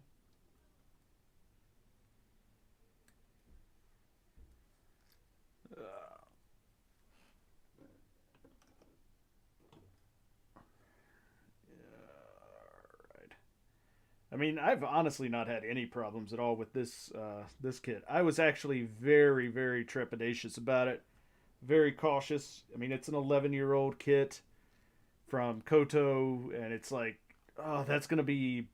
It feels like it's gonna be a pretty big risk to take, but honestly, no problems. Like this is built better than just about any other kit I have ever built from Koto. Like just all around, without question, Man, hands better than every other Koto kit I have ever put my hands on. a 12-year-old kit where you can pick it up and do the LED first try. That's huge. Yeah, I mean it was all like the switch and everything is already like literally all it was just running the wires through the holes and making sure that everything wasn't pinched and all that. And other than that, not a problem. Like it's and I don't know if that's a I don't know if this is a indicator of like just this line or if Kodo kits have gotten worse over the years, but like seriously, 11 years old and still the best kit I've ever put together from Kodo Bakuya. I think that's a testament to the Super Robot Wars line. It's it might be. Like I said, the Fall Nia was really good. Had a couple of issues with some pieces that needed to be glued and some very small uh like color inaccuracies in a couple of places that were literally just like on the kit it's supposed to be black, but that's because there's supposed to be an empty spot there, but they had to have some plastic to make the connections work. So you can just like color those in or paint them with like a quick slab of black or hit them with a panel line marker and they're fine. So like maybe it is just this line is like their best line. I don't know. I'm gonna have to pick up some more of these 1/100 ones though. There's two other ones, and one of them is impossible to find. The other one I can get for about $75 on Japanese Amazon. So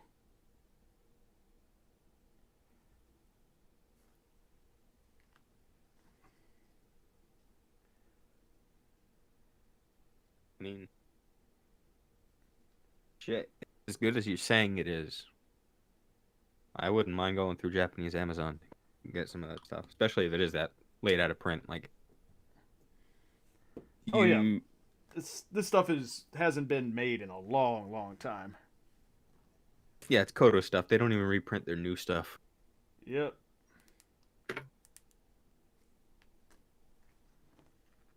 But I mean, you could always check their like if you want some of their, I guess what you would call the high grade versions of these, the 1/144 scale ones, which are still huge kits. Uh, like those are actually usually pretty easy to find for a reasonable price.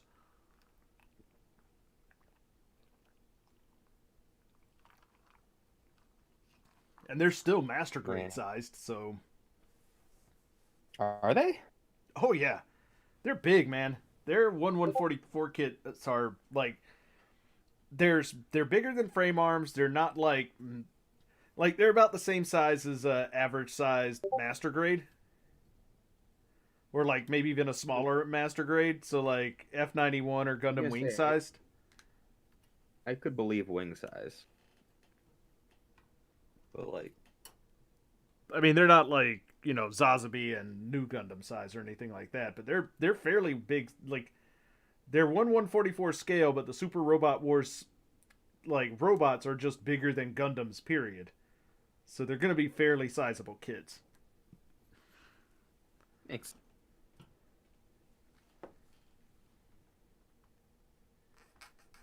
what in the hell fuck is that joint? Oh, wait. You ever just see instructions? It's like, what the hell is going on there? Yeah, like how is this ever supposed to work? That's how the arms on this kit were. Like the shoulder joints. Well, it's like what? just took a quick look down at the next few steps, and I was like, I at first I couldn't even recognize what the hell was being built. Huh. It's like it just looked like a mess of polygons. Ah.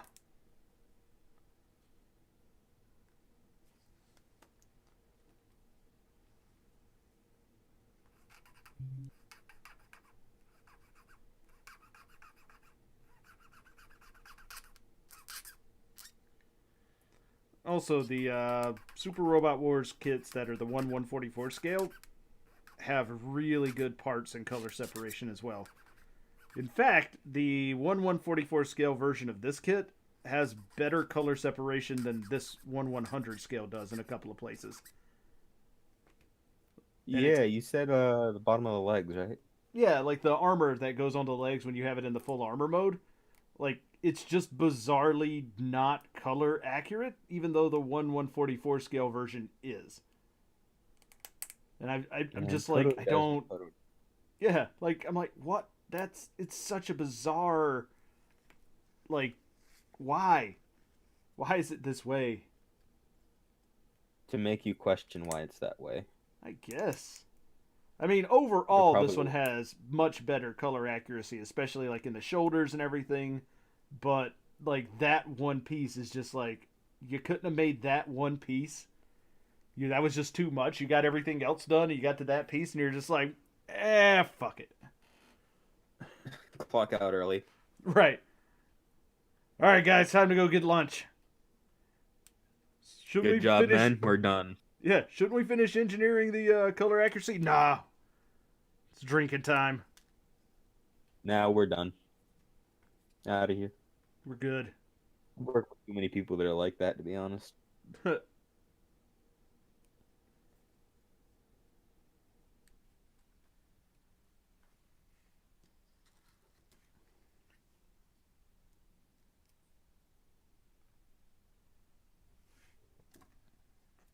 putting that together. Am I? And these girl kit, the hip joints are always weird to go together in a weird way. Well, I mean, yeah, dude, you gotta have them sexy hips. Sexy hips are complicated. It isn't even that, it's the internals. Oh. That's so you can pose them in a sexy hip pose, man. It's literally just creating a crossbar, and it's confusing to me. It's, again, the weird specific sides need to go in specific orientation. I think that's it. Fuck it. I don't know if that's right or not, but I'm done worrying about it. Ship it. It ain't gonna affect it too much. Ship it, yeah. Alright, lads, we're done. Pack it up. Pretty much.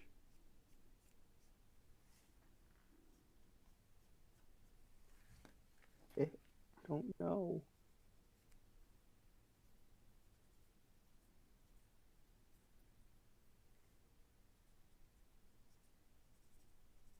I don't want to start shaving stuff, but I might need to start shaving stuff.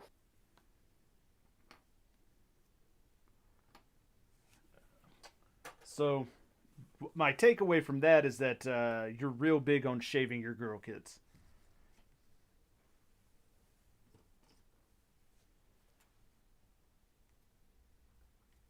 Do I even deem that worthy of a response? Nope.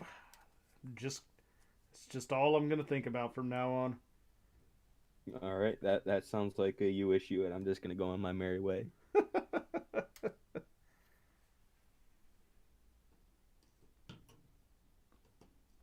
Meanwhile, I'm gonna build these pieces that don't look like they have any point, but this thing is telling me that I have to build them, so building them it is. Follow the paper. It knows best. I mean, it clearly is going to. But it's like, I don't understand what this piece is supposed to be doing. You don't need to understand.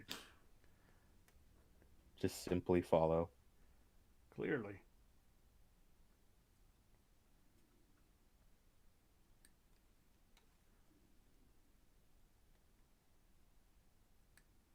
Follow and knock over all of my runner clips again. Now you're getting. Oh, wait, no, this is L, so this goes here. That fit? I'm just gonna keep pressing until it fits. What could go wrong?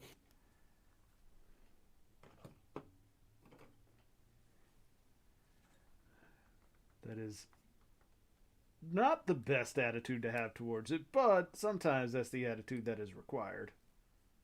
No, I don't think I shaved tag enough. Or the Gotcha. just scared because it seems oddly tight for a small part. I can hear exactly what you're thinking that sentence. No, it's okay, man. You gotta shave them down, and then make sure that all of your that everything's tight on down there on your girl kits. I got you. That's No, I don't want it tight is the issue. Oh, okay. I mean, I wouldn't know, but most people say they want it tight. To each their own, man. To each their own.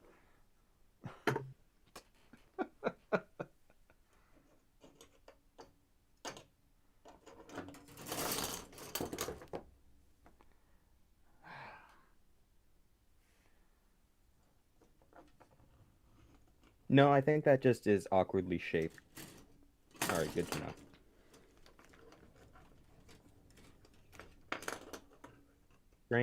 Strange color separation. But I'll roll with it. Fair enough. Meanwhile, because my penalty and my punishment for making bad jokes is that I knocked over all of my runners again. Oh. Hey, I didn't wish anything ill upon you. No, it's just karma.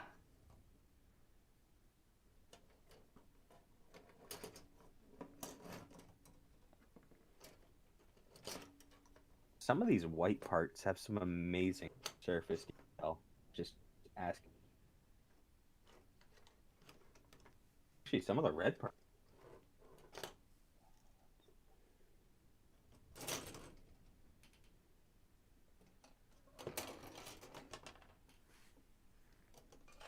Alright, some of these runners have got to get moved.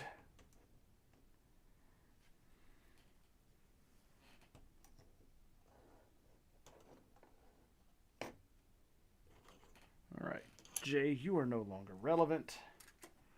That means I can come over here and get out of the way. Poor Jay. Well, I mean, Best. the runners are already empty, so I don't need the runner clips anymore.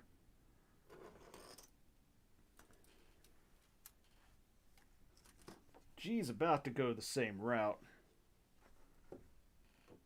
Oh, question about those. Are the letters you stick on them permanent? No, you can take them off. Good to know, because when I was looking at them, I saw it only came with a few. Oh no! Actual. Each set comes with 2 full alphabets and 2 full sets of numbers, and you can take the letters and numbers out of them and redo them however you want. Well, yeah, I know the letters and numbers isn't what was the issue there. The number of clips was what's concerning. Oh 'cause, yeah, like, yeah. You know, you set them up with the common clip or common letters and whatnot, and all of a sudden you have like an N or a T. It's like, what do I do with this now? Nah, they just pop right out. That's good. Shit, probably actually put them up now. Now that I know that, or put them on the Christmas wish list. Yeah, I mean, I just bought 2 sets for myself because I'm like, I'm gonna be using like you. There, you always have, especially if you're working on master grades or perfect grades or something. You're like, yep, I'm gonna need way more of these than I already have. So, man, if I could just Yeah, I stop have knocking a stuff over. small today. dumpster worth of runners for the perfect grade Exia. I don't Yep. know what to do with them because I don't have the space at all to deal with those. I mean, just throw them away. Honestly, like, you know, I don't need that 150 kit, but it was wet. It's worth it. They had water on.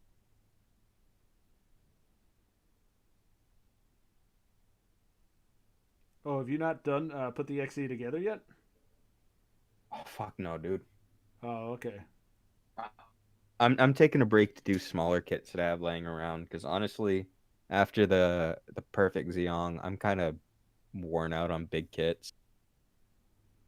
That is Like I just want to throw completely together some understandable. smaller stuff. But I think since then I've done the R44 and I've done the Mud Rock. Getting back into the swing of things, doing some comfort. Fair enough.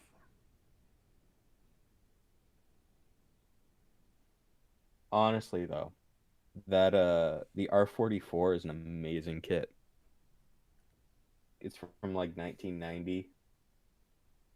Really, the only thing limited on it are the legs. Like the arms are great. The head's decent for the age.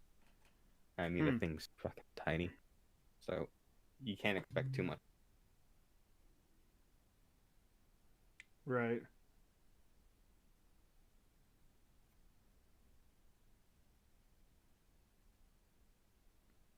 Yeah, I mean, right now I've got a bunch of big kits in the backlog that I got to do. I got the Rotoms. I've got the uh,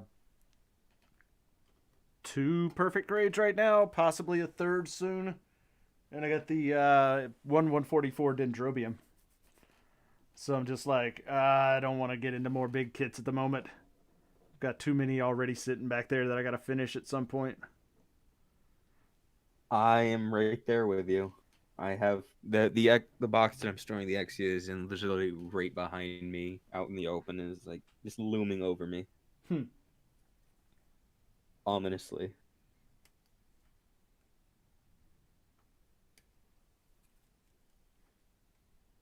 And I am wondering if like this kind of internal stuff is normal with these kits, because it seems overly convoluted for what it is.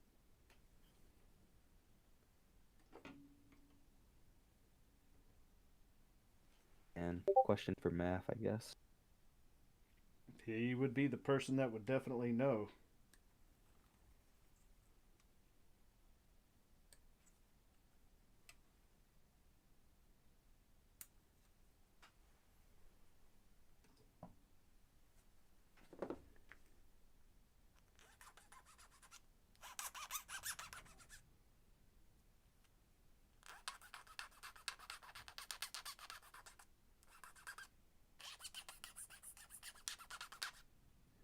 Lovely.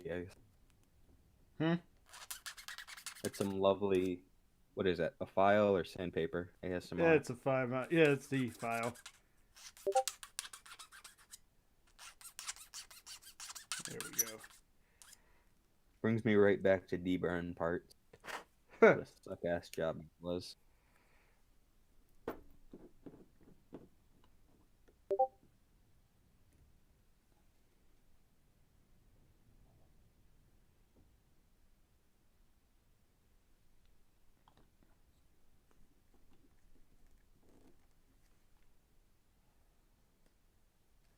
Alright, so how does this go in?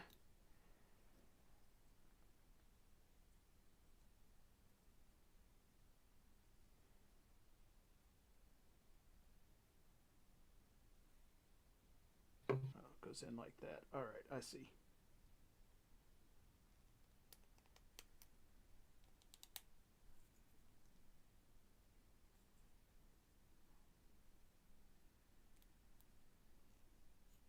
Alright, that makes sense. I see how that goes in now.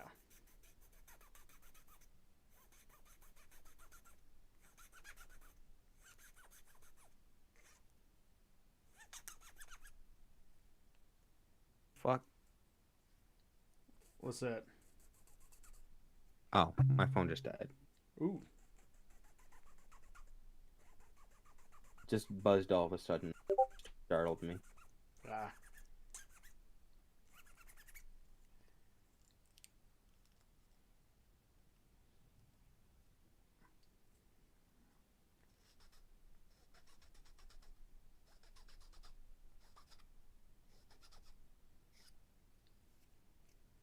There we go.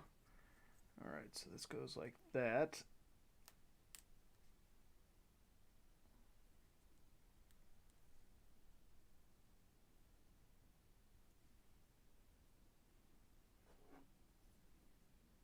Not a terrible fit, but not a good one either.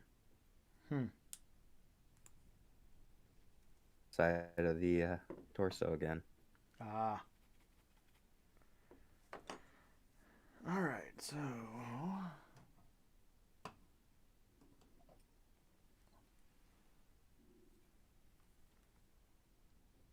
That ball joint is definitely not right. it ain't right. I tell you what. Thank you, Hank. Ah. Well, Herb's not here to do his Texan impression, so Impression. Implying either Texans don't exist or he is not one. I mean, I'd go with.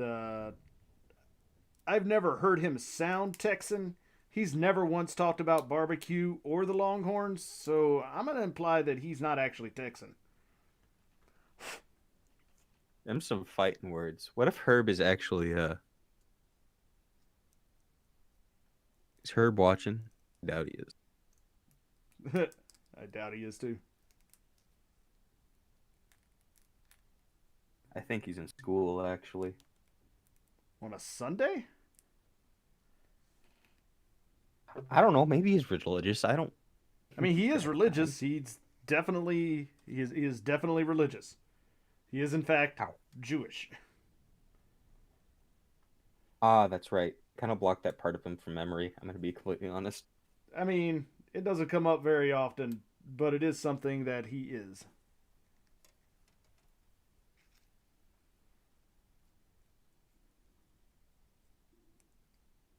Oh, that fits on a lot better now. I actually pushed that in away. Now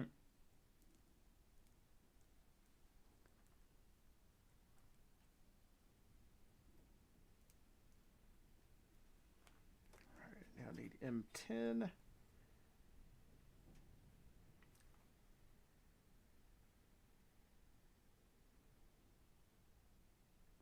Wait, did I already get M10? What happened? Where's my M10?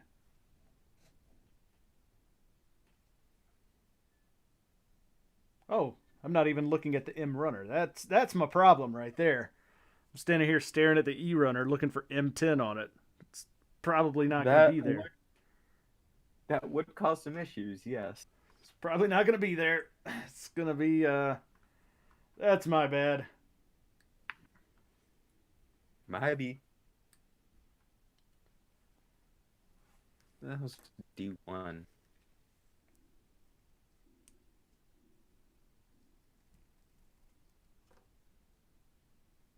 Oh, go back in there.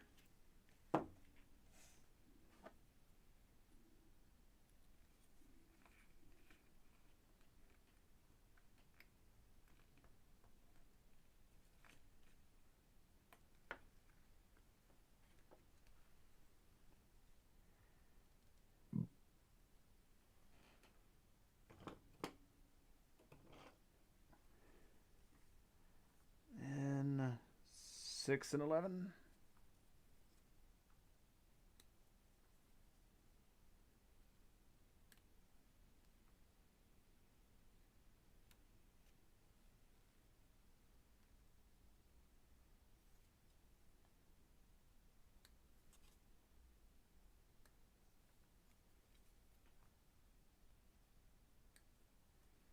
There we go.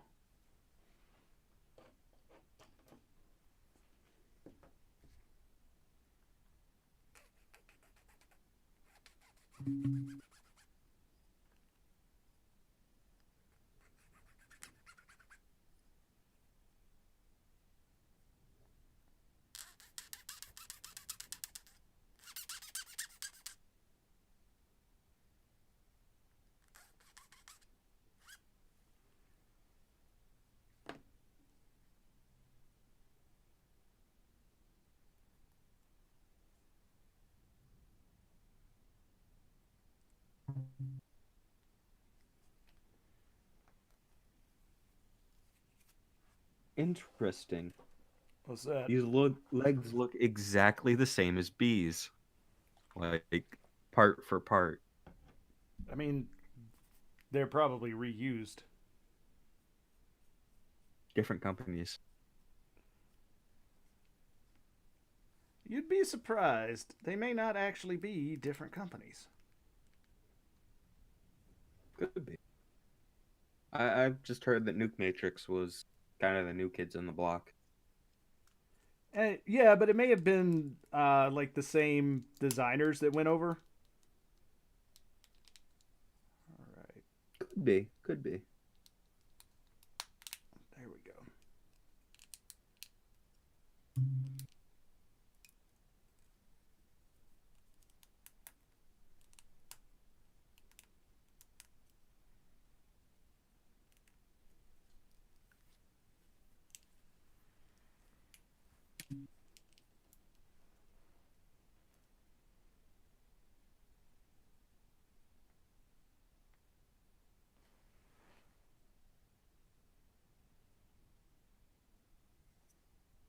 Dang it, I screwed that up.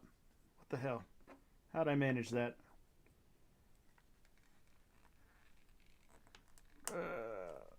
Getting this apart is going to be a pain.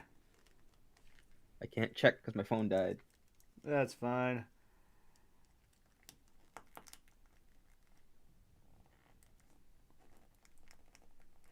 Come on.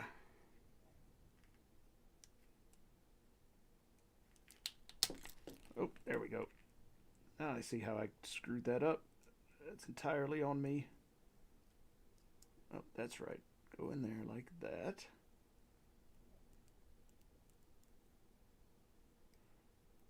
Because it doesn't seem like that should go in the way that it ends up going in is the problem.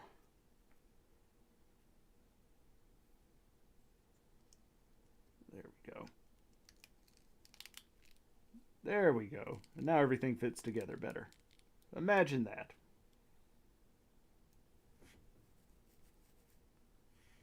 Now, did you get a piece stuck or something? No, I had a piece in, like, pointing the wrong way, and it's not like I could have literally gone the entire rest of the kit and not noticed it, except that I noticed it. I know that doesn't make a lot of sense, but, like, it essentially just comes down to, like, it's one of those pieces that could have easily been, never seen until I got to the end, and I'm like, why isn't this piece going into this other piece? And oh, because I totally screwed that up. But I recovered. Yeah, that's happened to me on, honestly, some embarrassing kits. Like the high grade gun can from 1999, where I went the entire build and then went to assemble it, and the poly cap in one of the thighs was just not. It's just you just forgotten to put it in entirely. It just wasn't there. It was just sitting on my desk. Yeah. I've done that a couple times, and then you're like, oh, I feel real stupid. At least I wasn't on stream when that happened, and people saw how stupid that actually was. Oops. Let me guess, you were on stream. I mean, I'm on a stream right now. One. I couldn't tell if that was sarcasm or not. It was, in fact, sarcasm. I have screwed up so many times on stream, just careless mistakes of, like, just not paying attention kind of stuff. And those are always the worst, because they're the ones that you just feel the worst about afterwards, because you're like, that was an entirely preventable problem that I screwed up on just from not paying attention. Have you had anyone clip you? No. Dude, I've got, like, 2 viewers. Like, nobody cares what I'm doing over here. Hey. Are those 2 viewers not important? I mean, they are, but they're not the type of people who are going to go out and be like, haha, this guy screwed up, I'm going to make a meme about it. True. They probably actually like your content. I would hope people like my content. That's like the entire end goal, right? Is to get people to like your content. I mean, I'm not you think trying so, to... and then there's people like Leafy is here and all those people who just like get their name out there with drama. That is true. Maybe I should start some drama to like drum up viewership. Start a feud with Crow and Zacho Aurelius and be like, you guys, are terrible people. And I'm going to complain about you on my stream. But I'm not going to do that. Because they are, in fact, decent people. Yes. Also, they'd be like, who the fuck is this guy? And why does anybody care what he's saying? They'd be like, And I'd be pinging you in like, the that server, is a like, what the decent fuck? point. You have a valid criticism of this entire process all of a sudden.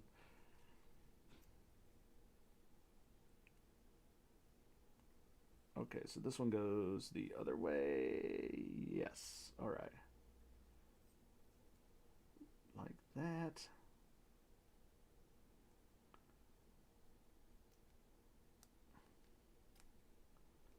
There we go.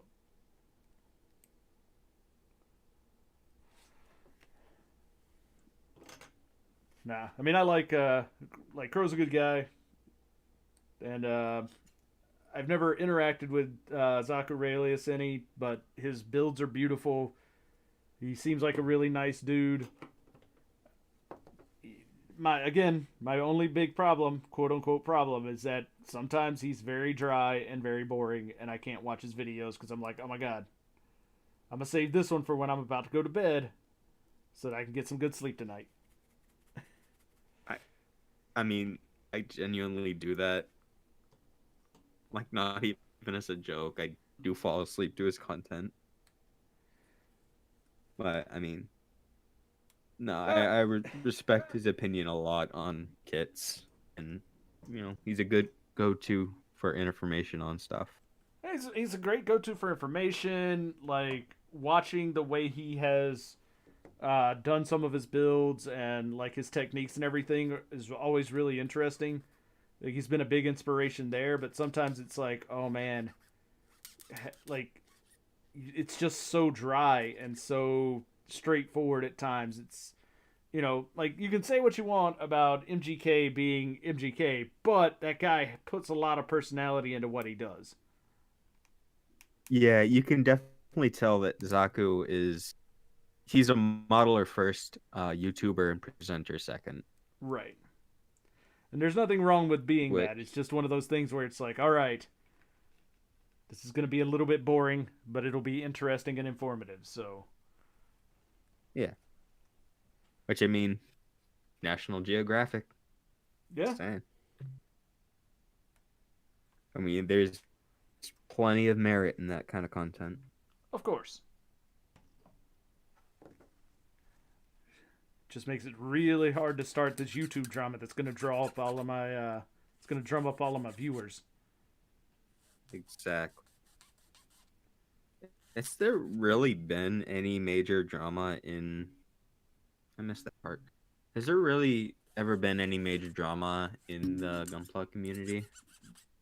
Not really. Not I as mean, far as I'm obviously, aware of. there's the recent happening of MGK being an idiot, but that's kind of server side. Right, like there's as far as I know, there has never been any instances of like Gunpla YouTubers or whatever having beef with each other and like throwing stuff up on their streams. Like it happens in a lot of other like nerd fandom sort of things, and like even within other like modeling communities, you see it occasionally. Like there's actually a fair amount of drama in the uh, Transformers reviewing community, which is just like bizarre to me because it's like, come on, guys. That's literal children's toys. Yes. Yeah, right. Like you can do better than this. All of you can do better than this. But like so you occasionally get stuff like that, but like I haven't seen anything when it comes to Gunpla specifically where it's like, people getting heated and arguing with each other and posting crap about each other on their streams or whatever. Like, yeah. Which is strange because it's such a huge community when you really think about it. I mean, maybe there isn't that many content creators, but just the amount of people who indulge in Gunpla as a hobby is insane. Yeah, but again, I think it comes down to like there not being that many creators, and most of the creators being like genuinely more interested in what they're doing than what everybody else is doing. Right? Like I can't think of any of the creators that go out of their way to care what other people are doing. Like the only thing I could see is if somebody were to get upset at like Gunpla Melly or like the It's a Gunpla guy. Like I think there's some people have been upset at those guys, but it's mostly like I don't like the way they deal with their they present their videos or whatever, and it's like, but like the actual presenters, the actual people on camera doing stuff don't seem to care. Like either they don't care or they don't notice it, or they're just like, why would I ever have any like? What's the point of getting upset at people about this kind of stuff? I mean, yeah, it's like they're there for the gunpla, really. At the Yeah, end of the day. exactly. Yep.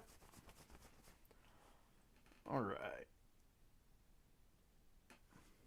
Oh man, I'm about to build some wings.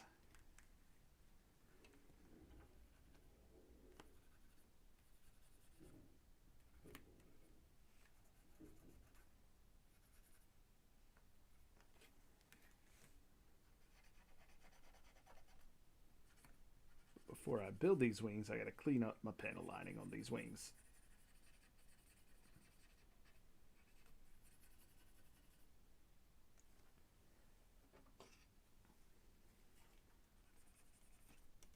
Oh yes, very important decision. I've been doing skin tone most of this build. Fuck it. You're just gonna keep with the skin tone, not gonna go the full robot look. Why not? It isn't even robot. It's just a skin tone or black. So it's like, I don't want to say spandex, but you know what I mean. Yeah, yeah. Like, Part of the suit or whatever. yeah, it's like full body suit or like gloves and leggings. Right. Which, Oh,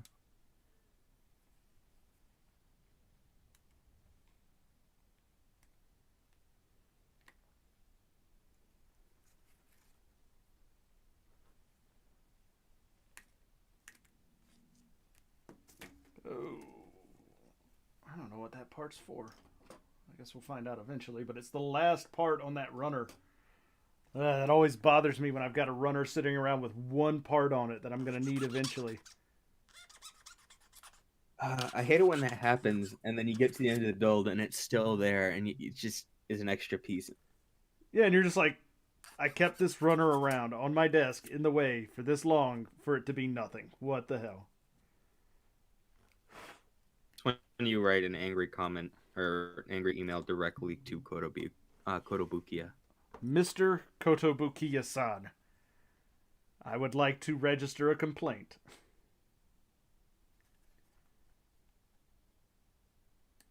Shit, wasn't there one time that JonTron did that with Takeshi? I swear that was a thing. I don't know. I don't even, like, I am aware that there is a person in the world who does YouTube stuff and is named JonTron. I have no idea who they are. I've never watched any of their content, and I honestly am okay with that. I don't blame you. Like, he was big when I was in high school, and now he's just kind of there. It's like when he releases a new video, it's like, hey, I get to watch this and discuss it with my high school friends. That's cool. But the content itself is kind of nowadays. It's like, I know that there's a lot of people out there who like some dude named Mark Plier, whatever, Plier. Like, I don't know, man. Oh, I don't get it. I don't know these people. I'm not going to go out of my way to watch them. That's not the type of YouTube like content that I'm looking for, I guess.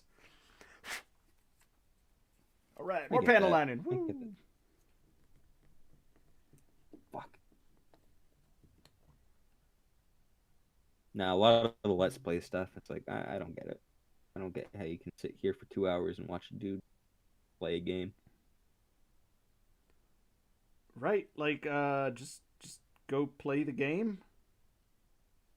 Yeah, like, do it yourself. Come on. Ain't that hard. I mean, it's not Oh, like unless you're. It's not like you're like. I guess technically, like professional sports are a form of let's plays. If you really want to get technical with it, and like I don't follow professional sports either, so honestly, I don't trust people who do. fair Like enough. that's just a me thing. Like, I don't get how you can be that far. I don't know. There's just some crazy people around sports. Oh yeah, definitely.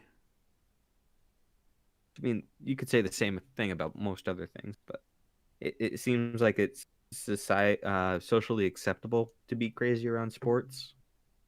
But not anything else. Otherwise, you're a nerd.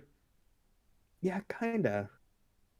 I mean, that's not really the issue I have with it, but it kind of boils down to that, where it's like you have these people out and about who are like super obsessed with it, and it's just Right. all right.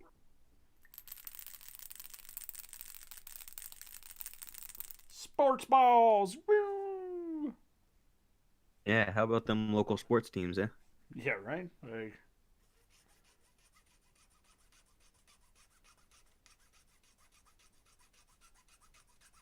oh,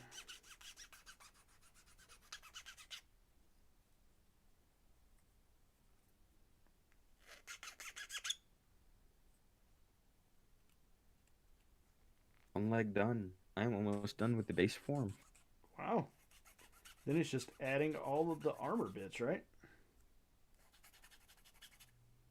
Yeah, and I'll probably go through and build the black variants of everything. Just so you have them sitting around.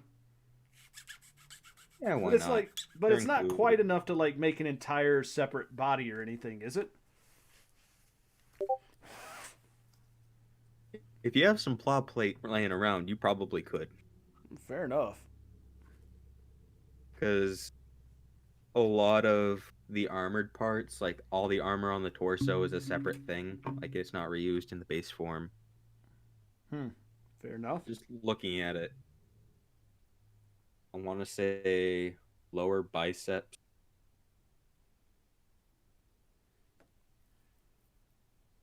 Hmm. Lower biceps, I think, is it. Maybe lower thighs as well. Now, I'll have to try it. Interesting.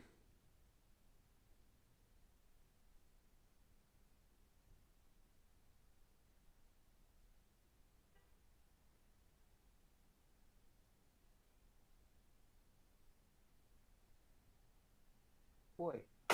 Done with the runner. That's what I love to hear. Being done with runners.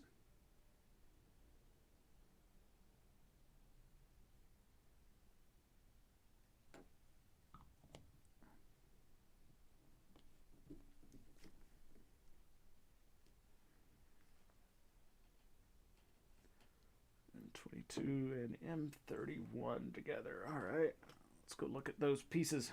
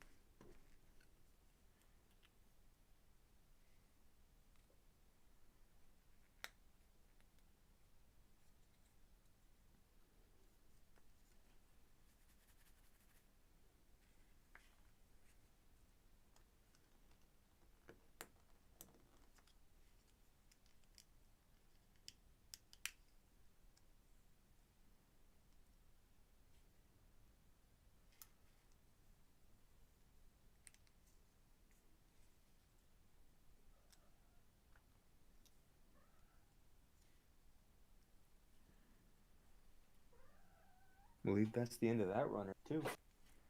Very nice. Meanwhile, I'm over here completely screwing up all of my panel lining that I've been trying to do. Though I may take it off of this. I don't know. Is it like exceptionally bad? It's not exceptionally bad. It's just really, really awkward. Where it's at is the problem.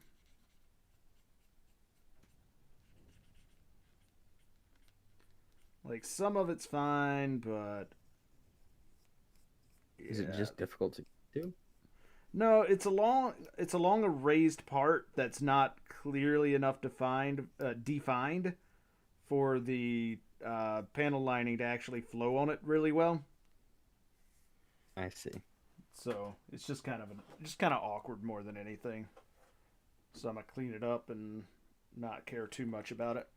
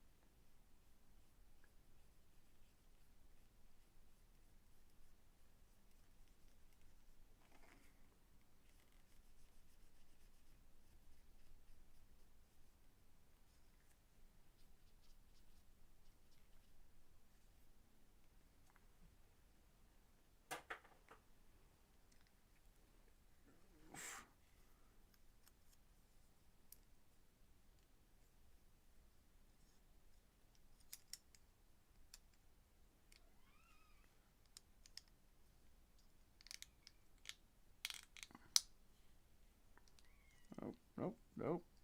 You need to just go together there, pieces. There we go. And that goes there, that goes there. Fantastic.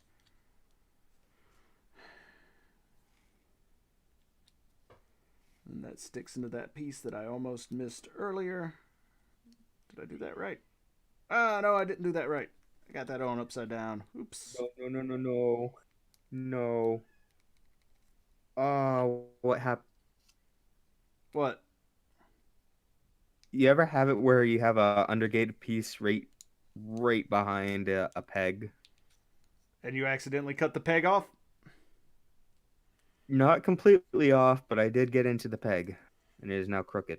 Well, that just means that all you gotta do is get yourself a little glue. A little dabble do. And fix it. You know right where it goes, and I think it should be fine. Alright, so if this piece is up like that, then this goes like that.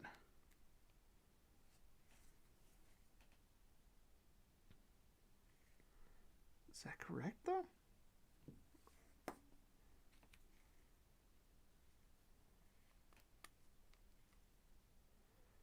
guess it's not supposed to go all the way in, maybe?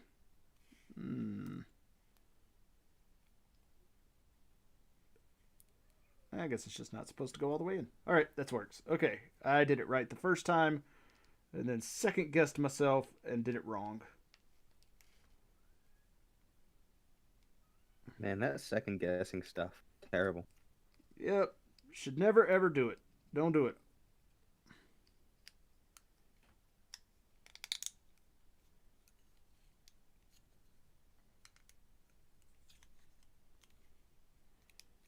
There we go.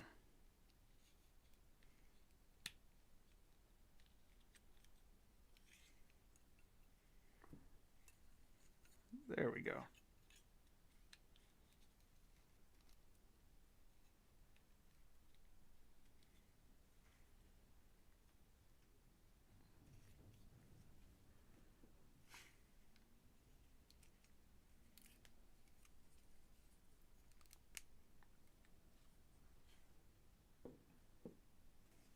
Alrighty.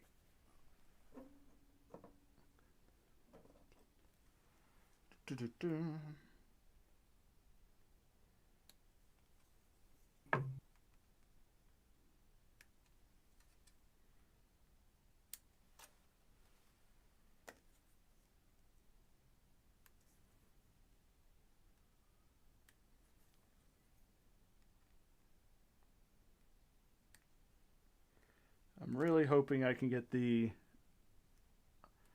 base version of this done and together today.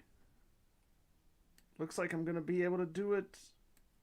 I've got to get the wings done, and then it looks like the weapons. And then after that is armored mode, which can come later. Because that's just like slapping together a few pieces of armor and sticking them on in various parts. And I don't even know if I want to display it in armor mode or not. Because it looks bulkier, but it also looks a little bit more finished. So... I know I personally vibe with the kind of unfinished look of some things. Like, narrative comes with the Apex. Oh yeah, I love totally that threw shit. those away. Just threw those away. Same with the, What, the Apex? Alex. Yeah, I threw the Apex away. Same with the Alex. Honestly, like, don't blame me.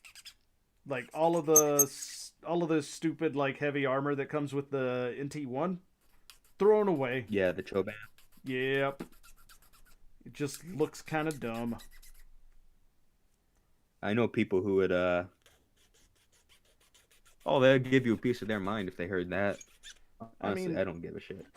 That's like perfectly fine if you like them. I just did not. I was not impressed with them. They looked flat and gray and just kind of meh. So, yeah. Yeah, honestly, I would have loved to have seen a Alex 2.0 that just didn't come with that. So you didn't have to buy the extra plastic. Yeah, I mean, they always put in like all the heavy weapon sets for all the other kits separately. I mean, like, I'm not upset that it came with it. Like, I put it together and stuck it on and looked at it for a little bit and just decided it was not what I wanted mine to look like.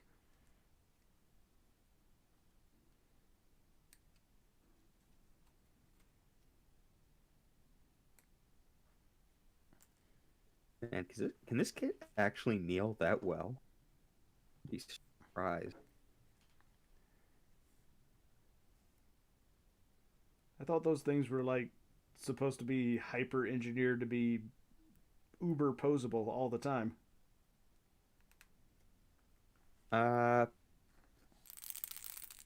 Hip joints seem to be the weak area. Them.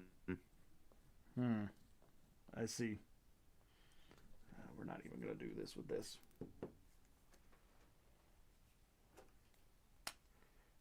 This is going to make it look quite a bit different than the other one, but I think I'll be okay with that.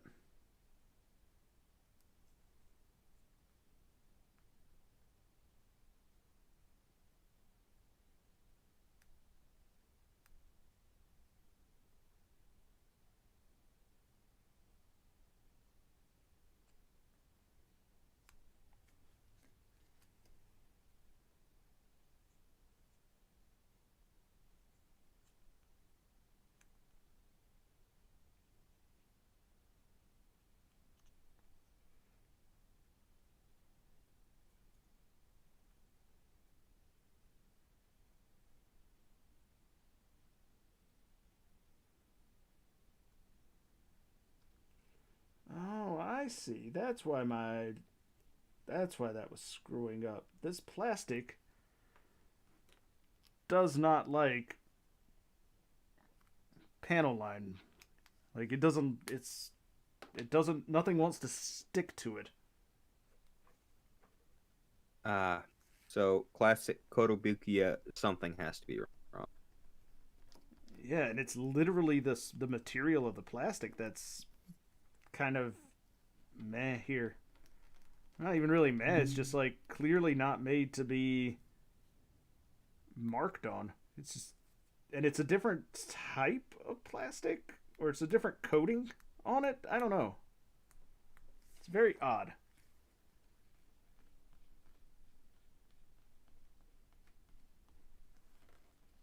Feet are so tiny. How the hell do you stand this thing up? Very carefully.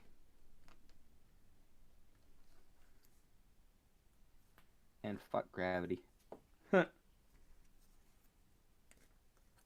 Oh, I just remembered my phone's dead. I can't take a picture of it. Oh man, go plug that in. All right. Be right back.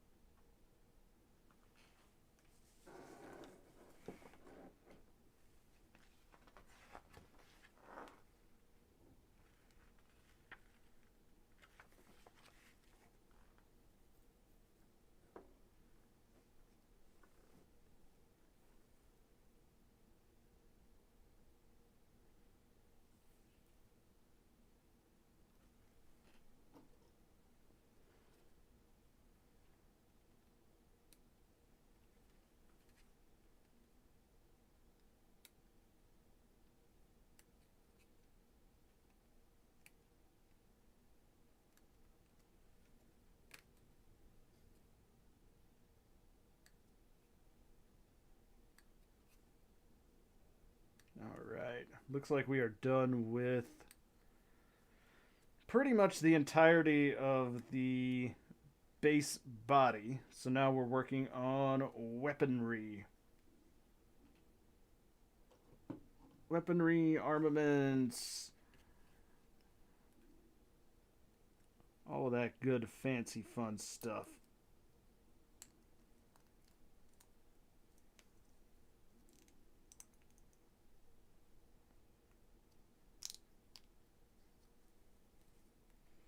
And to be fair, these are some of the most complicated weapons that I think I've ever seen in a robot type kit.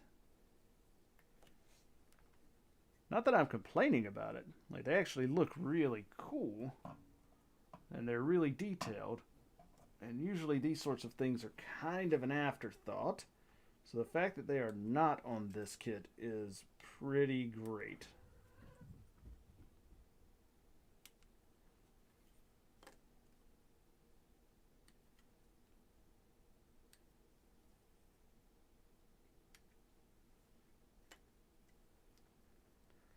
Alright, do I need anything off of E? I do not. Alright.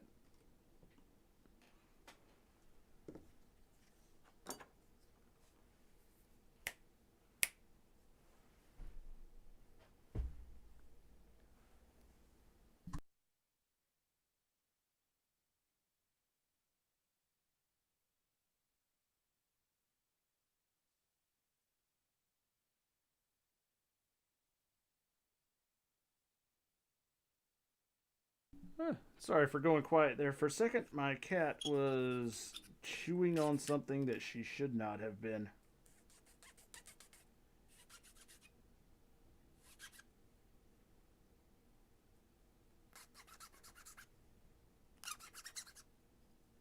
She is going to have a hard time adjusting to the time change, because usually she is very close to being fed by now. But with the time change, it is not quite feeding time. So she is just going to have to live with that for a little bit.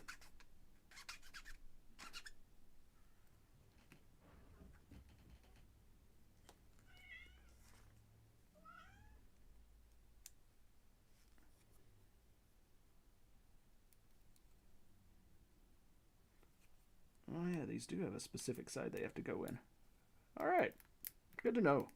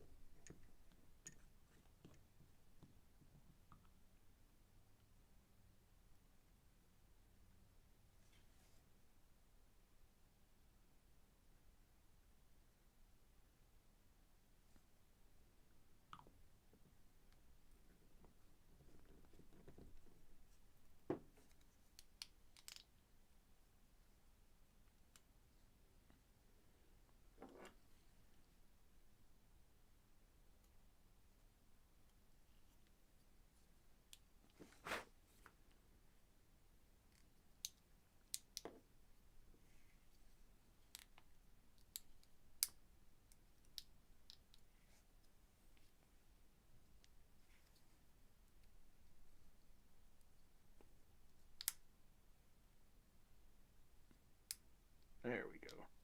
Make sure everything is fully and completely snapped together.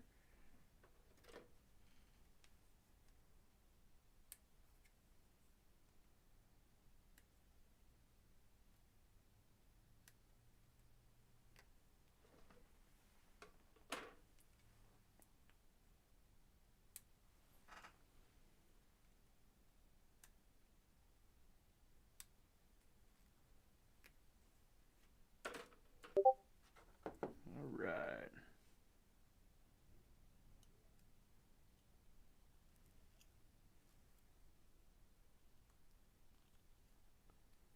Ooh.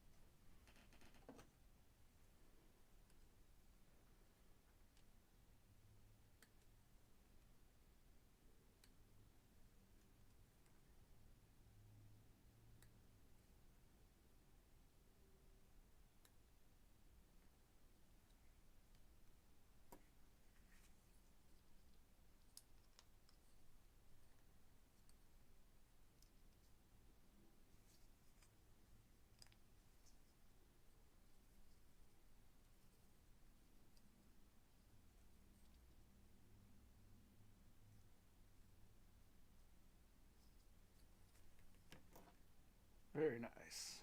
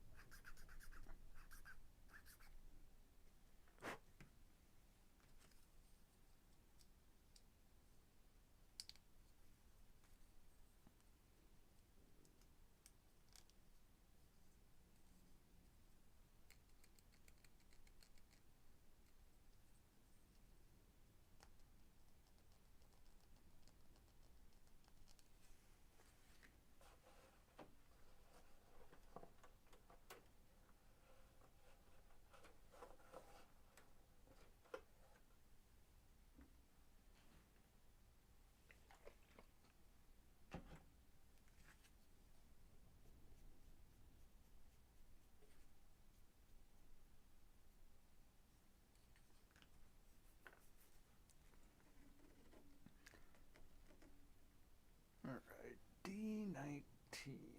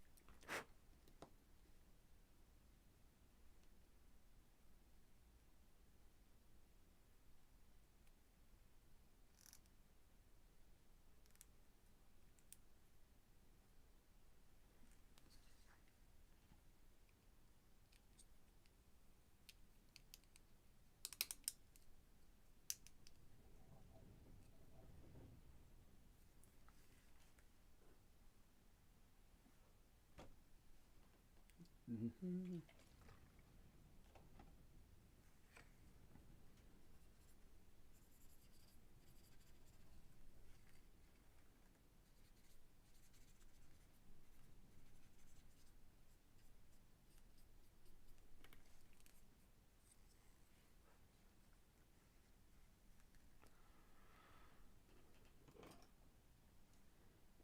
All right, what do we need? 7 and 21 here. Those are pretty large. Should be easy to get.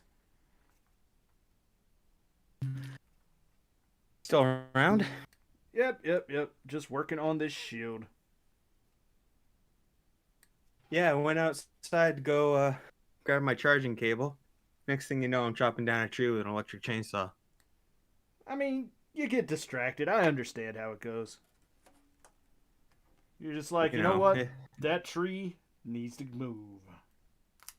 it had to go. It wasn't welcome around these parts any longer. Indeed.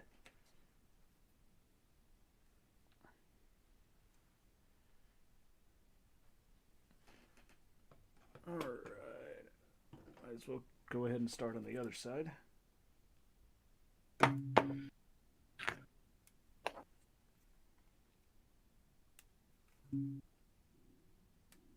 Yeah, just turning the page from the base form to the armored form. It looks like going from 0 to 100.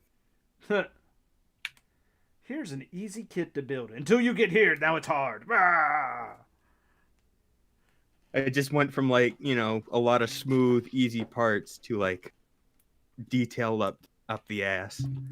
I mean, when you look at those attack girl kits or whatever they're called, like that's kind of how they look. Like on the base level, just the normal, just looking at it, like, yep, that seems like it's fairly straightforward. It's not. Like it doesn't even. It's not even close.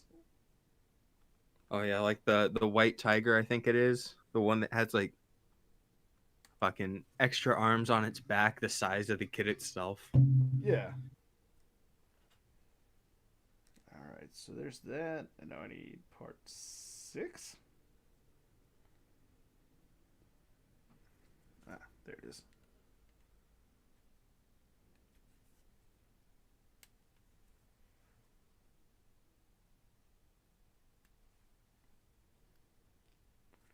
Like, now I'm actually just legitimately upset as to why all Kotobukiya kits can't be as good as this. Like, this was 9 years ago, and they haven't even gotten close to being this good again. Or 11 years ago, sorry.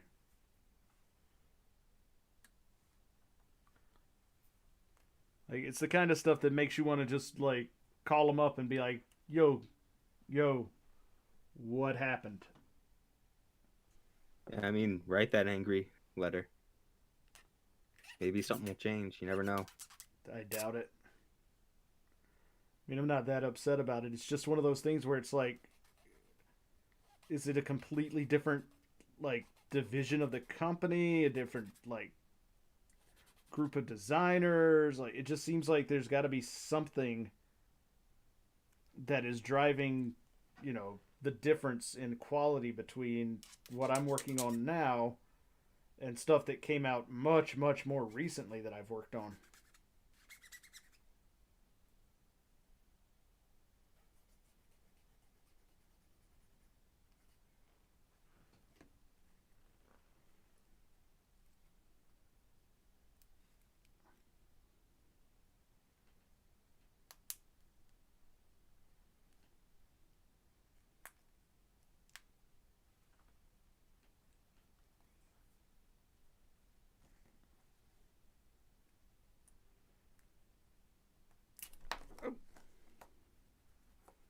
And I almost threw all that junk on the floor.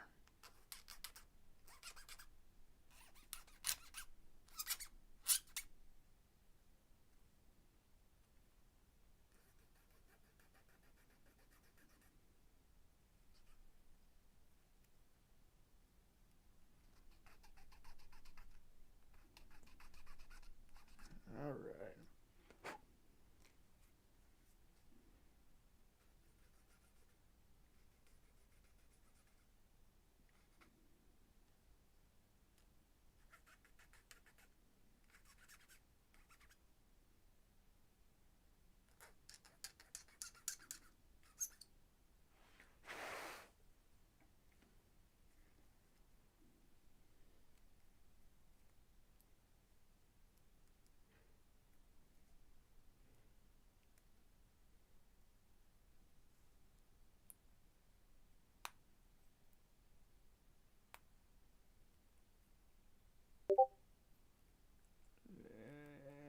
together.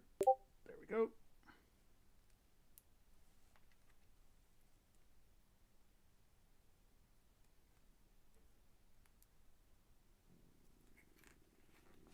And these two pieces are entirely interchangeable, which is good, I suppose. Because I forgot which one is which already.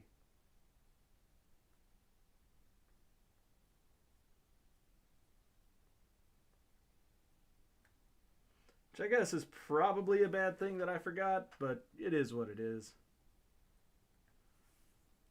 It is what it is. Pretty much. So let's see. Next steps on these.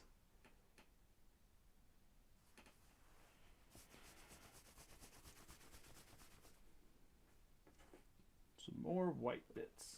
All right.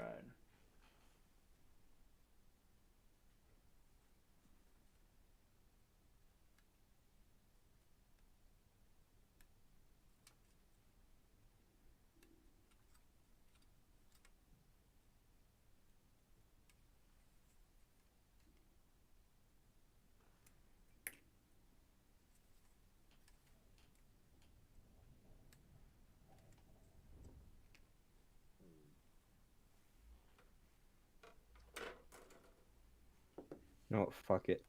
I'm building the base now. I thought you'd already built the base. The base isn't like the action base. Oh, gotcha. Because this thing has extremely tiny feet. Ah. That's not how that's supposed to go.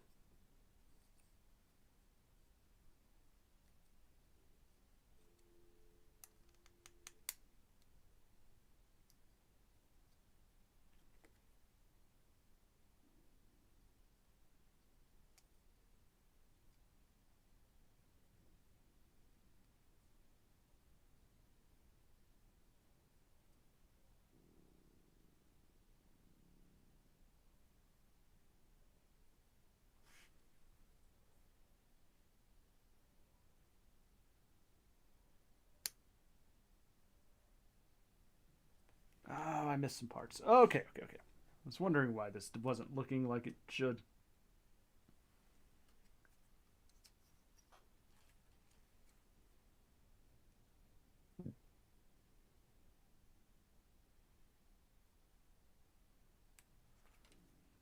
Easy enough to fix.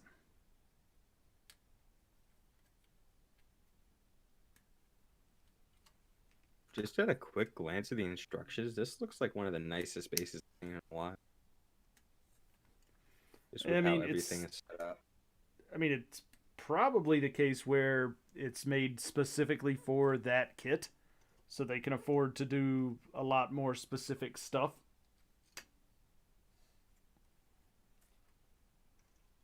Oh, it looks kind of generic and kind of not. It might just be for the ATK girls in general. It's very possible.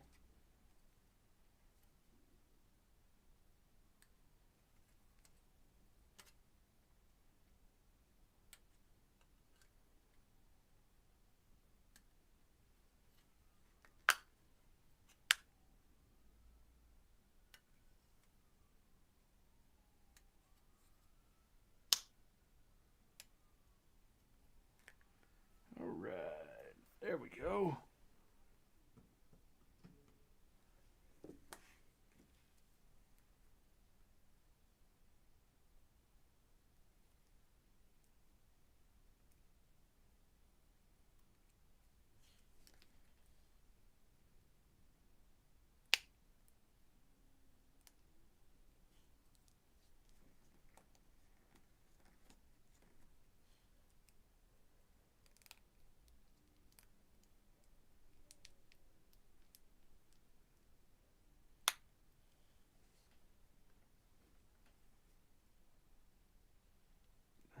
Good old Kotobukiya kits with their super sharp points.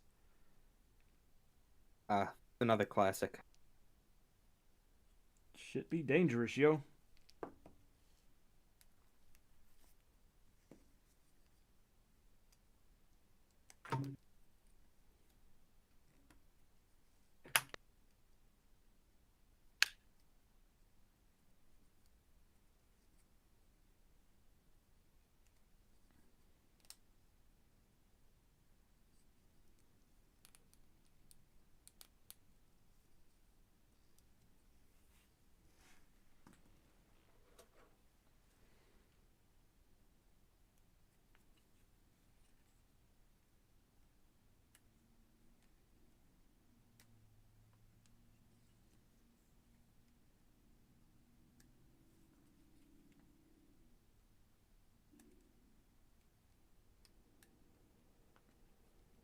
All right.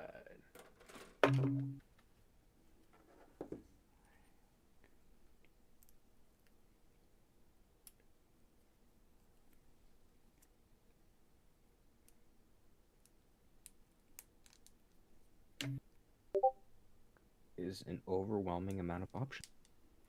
Yeah,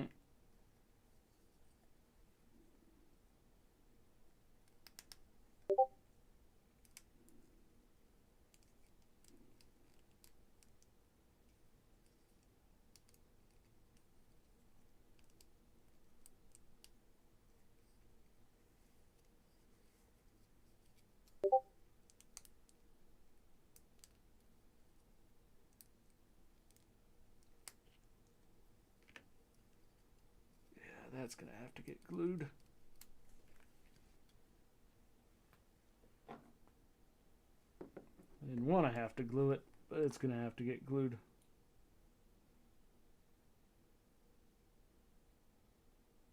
You know, it happens. Yeah. What the? All right. What? The parts for the action base are undergated. Want that to be a clean base, man. Yeah, that clean, clear base.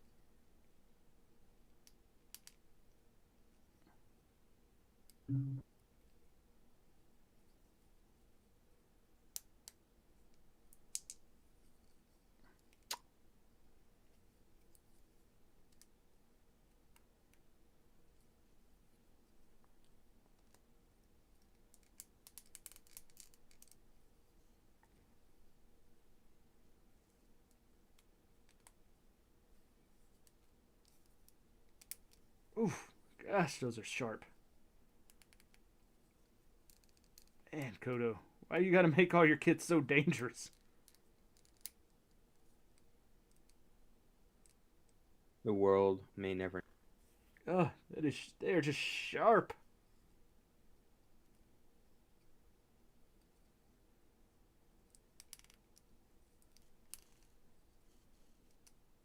Why is it well put in there for? Is essentially an action-based plug.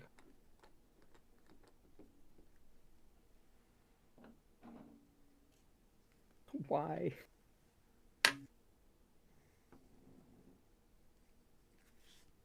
All right. Well, there's your. Wait, is there a piece that goes there that I missed? Yes, A9. Oh man, I missed a whole bunch of stuff there.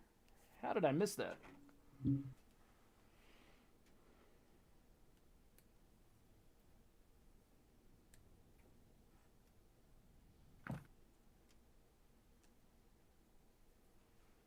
Oh no. What's that? Even the part separator can't get it out. Oh no. This is a fucking action-based plug. Why is it so tight in? I'm not gonna make the obvious joke. You've already done it, man. I know. There's no... I'm not gonna make it again, right? Like I don't like repeating myself. It would be if you knew where it was, you would be even more inclined. Oh no, I've got a pretty good idea. That is not the problem.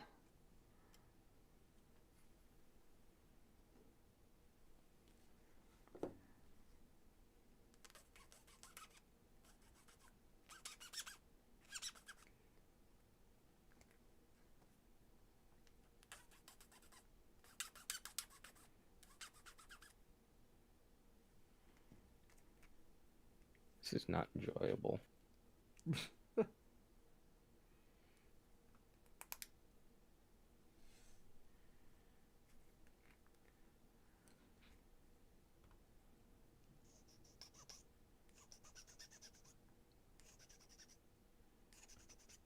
mean, maybe you should have oiled it up a little before you tried to jump right in like that. I mean, just throwing that out there. Do you want me to go grab some oil? I mean, that's entirely up to you as to whether or not you want to get your piece back out. Got it. Good. That was painful, though. I don't doubt it.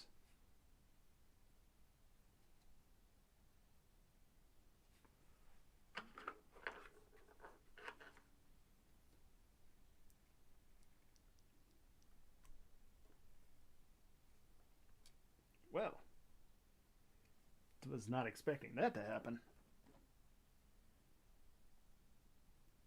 What happened? The stupidly cheap silicone uh, thing that I bought to press stickers down with is not very high quality. I know it's shocking. Yeah, just imagine me making a very fake shocked expression. Yeah, I get it. I'm gonna have to buy some better ones. Like I bought them because I wanted to see if they would help out with like especially when you get the foil stickers and you don't want to make you don't want to scratch them or whatever by using your fingernails or what have you. So I bought them to see if they would help with that, and they really do, and they make it a lot easier to get the stickers into place. But man, I paid way too little for them, and they are cheap. I mean, I generally just use cotton swabs for that. Yeah, but the problem I have with that is that you occasionally have the situation where the cotton swab gets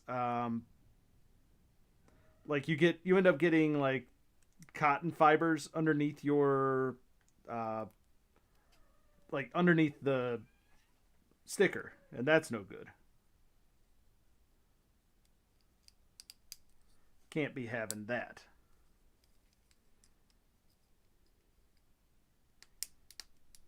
There we go. What the fuck do you want from me, Kit? Sounds like you're in an abusive relationship over there. It feels like it. Like, this is not very well explained as to how these pieces go together.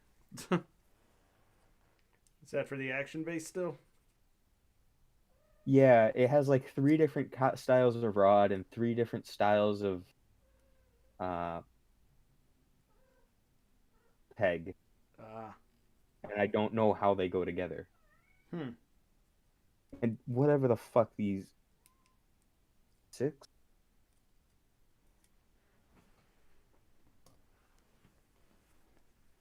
What the hell? Is that like some sort of adapter?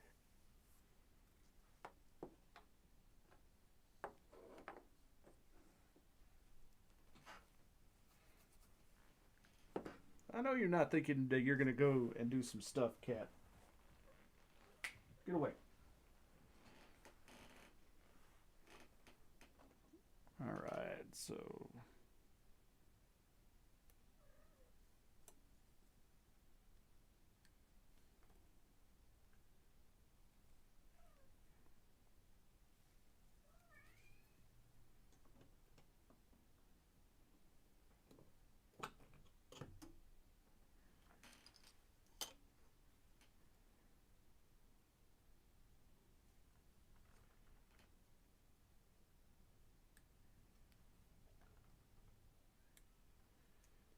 alright, 6, 30, and 25 go together. Alright.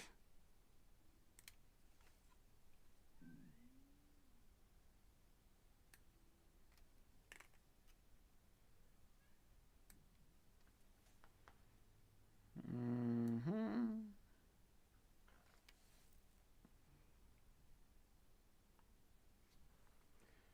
Alright.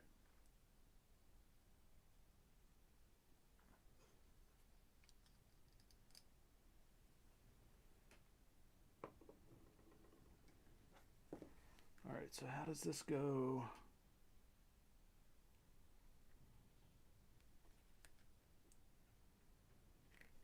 Alright, so if I've got that part like that, this goes here. Goes like that. Alright.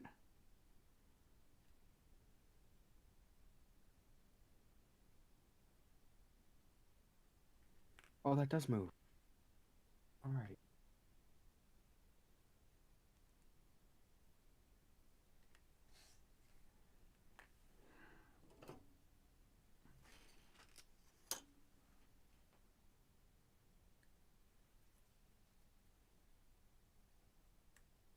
Are you getting it over there, man?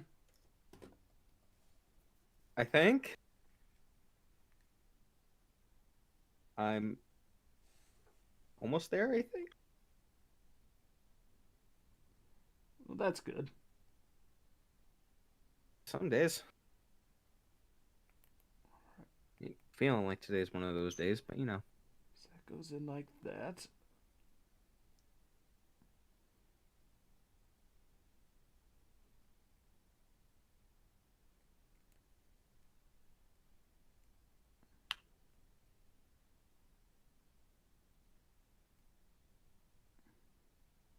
Oh, oh, I think we have some.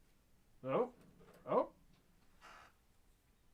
I think she is attached and not levitating, which is a win.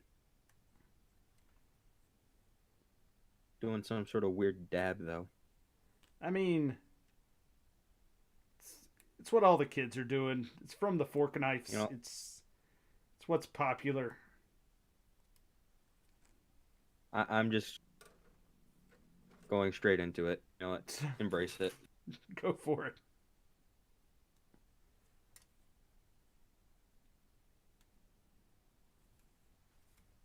All right.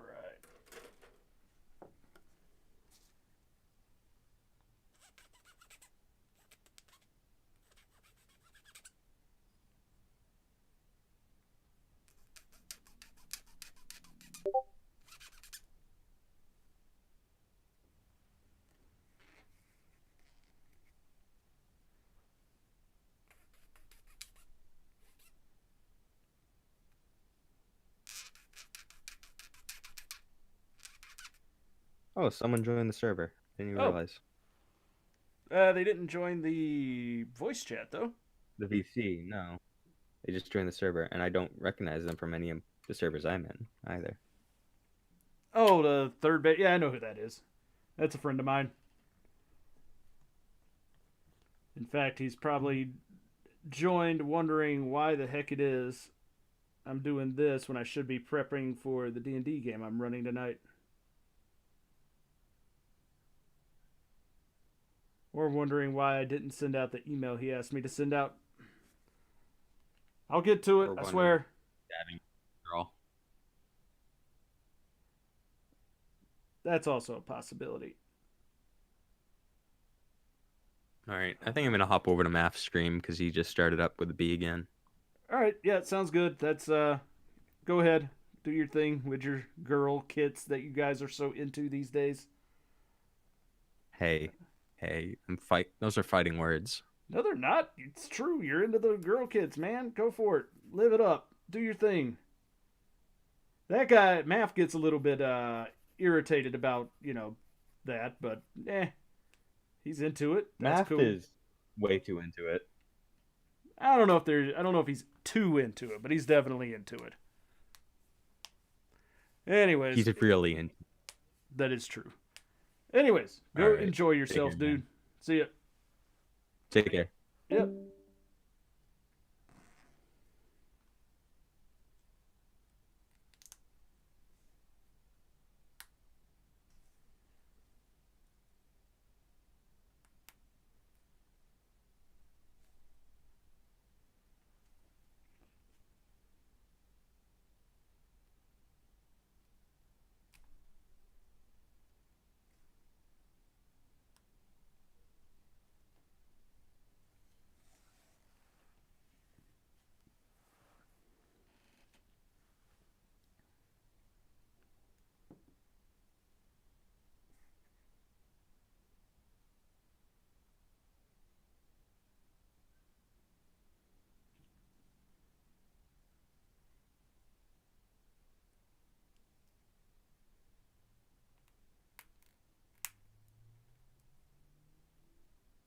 All right.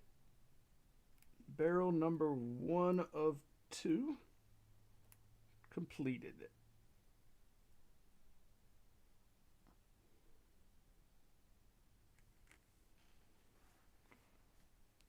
Let that sit for a little bit while we work on barrel number 2.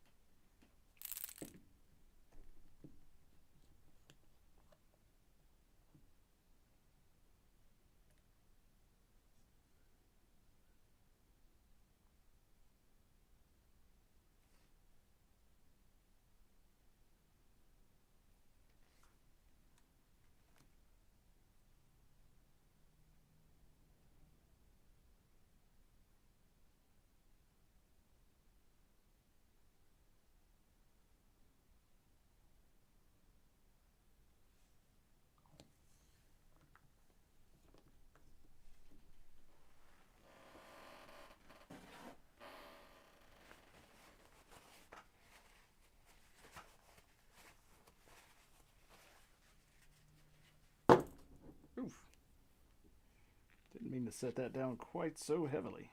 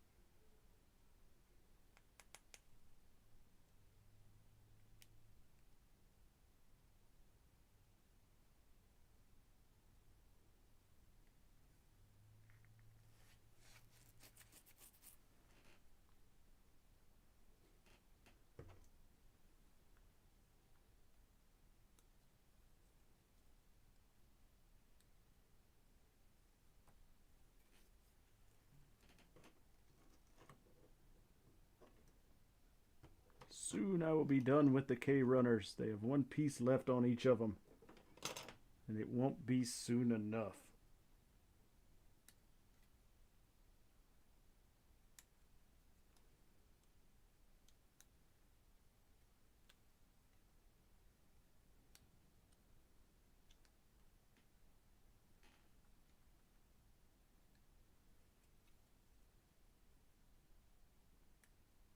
Won't be soon enough. All right.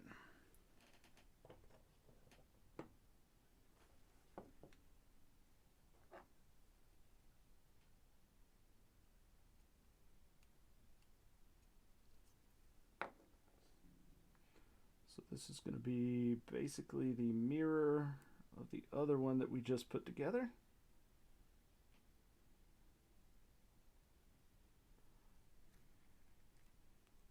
Which means this piece goes through here. And then the other arm, which is in 6, goes the other way.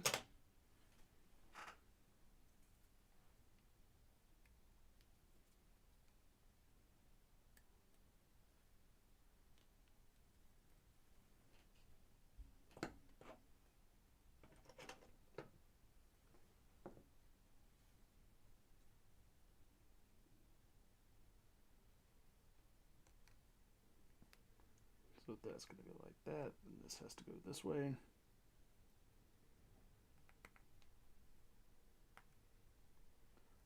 Make sure that's correct. So if I'm doing it like that, then those will go like so.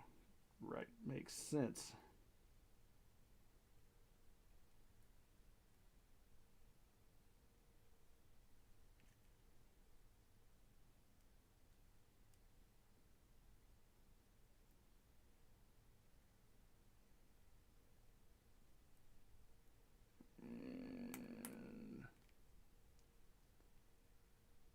There we go. Yep, because those needed to be mirrored from each other. So that's going to be like that. That makes sense. All right. Yes. Fantastic.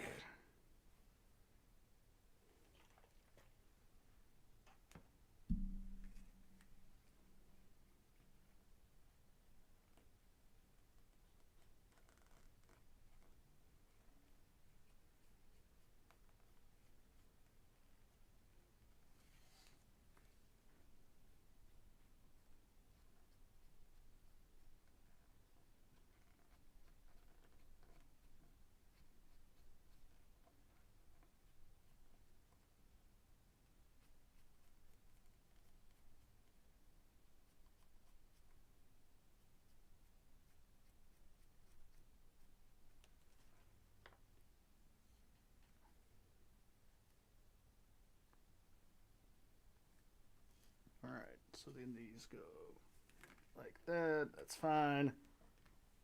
All right.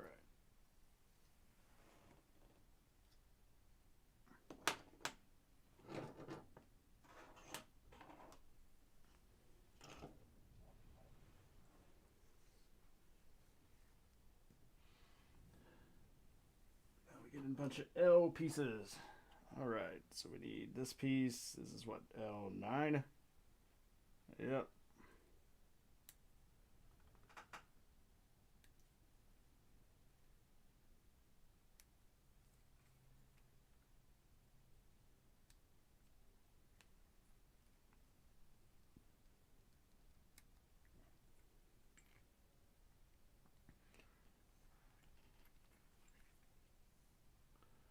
L9. Oh, there's where that metal bar comes through. All right, fantastic. Finally found that thing.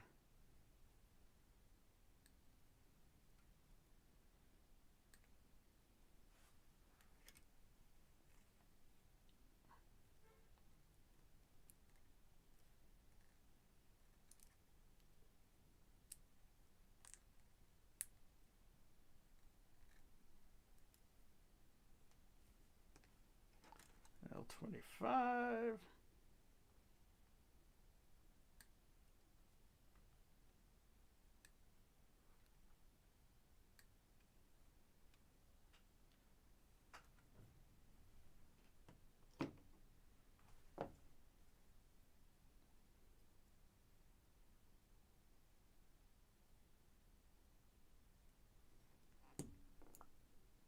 Goes on like that. And we get the metal bar out.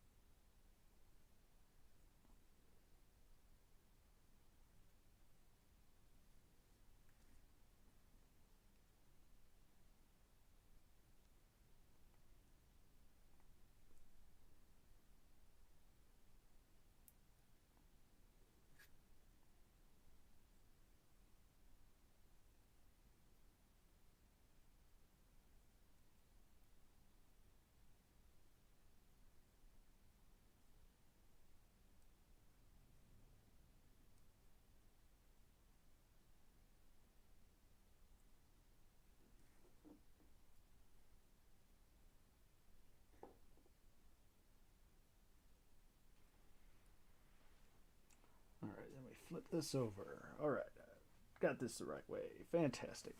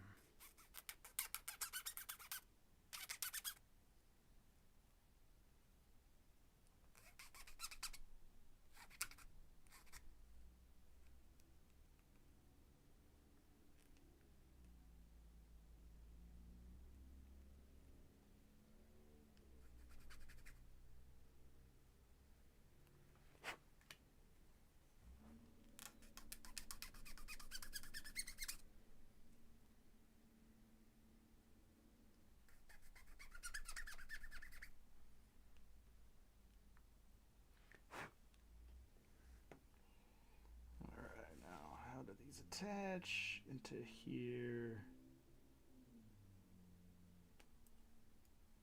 so.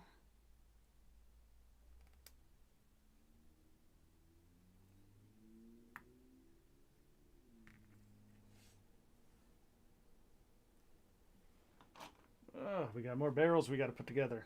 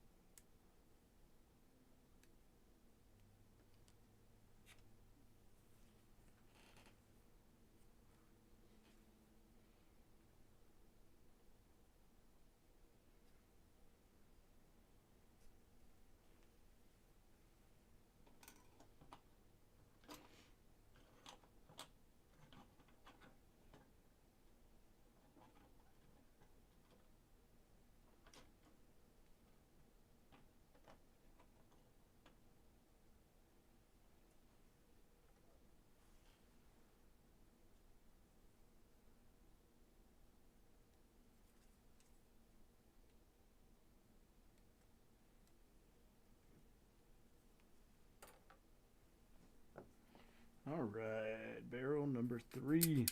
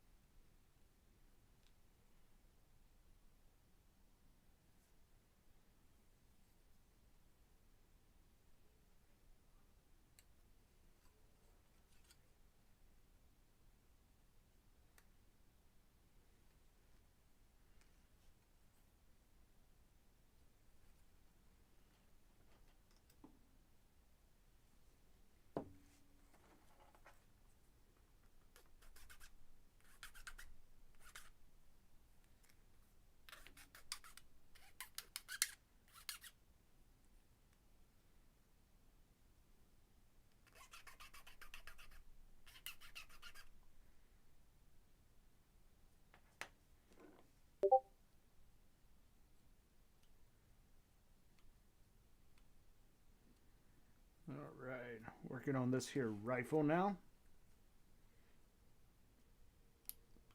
So we can have this guy have his rifle in one hand.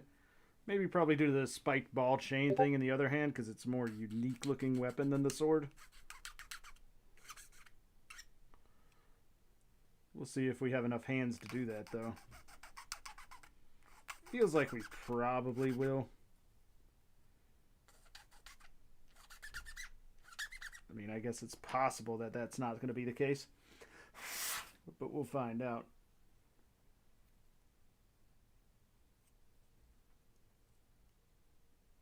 Alright. That goes there. No.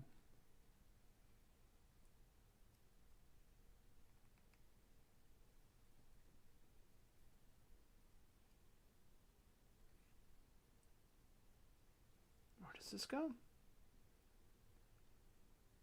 Here? Yes.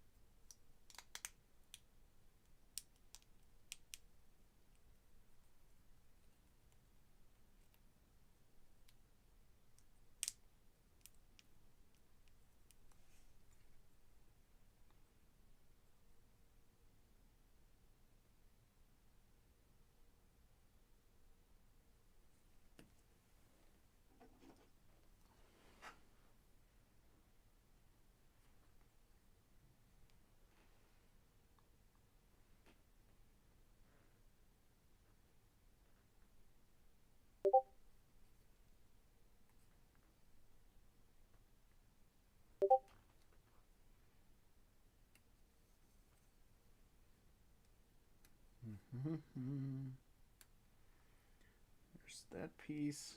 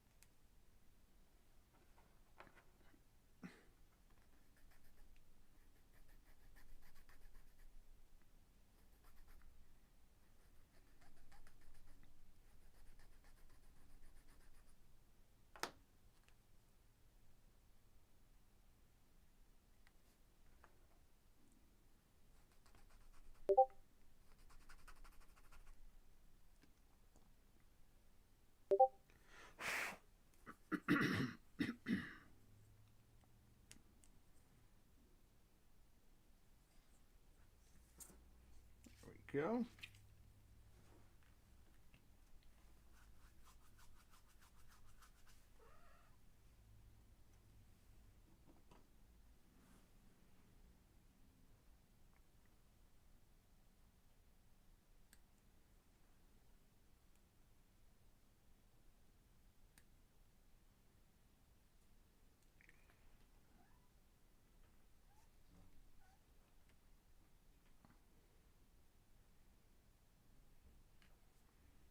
L29 and L30.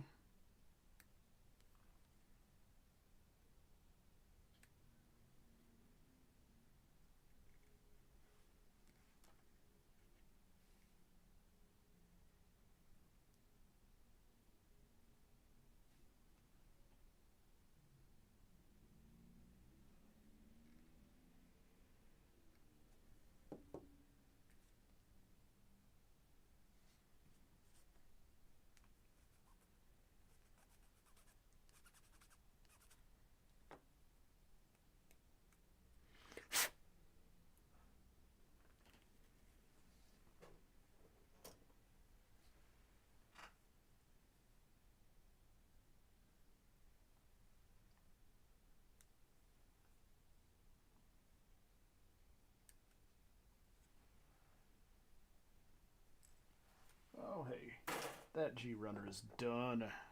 All right, good. That's what I like to see. Getting runners out of the way over here.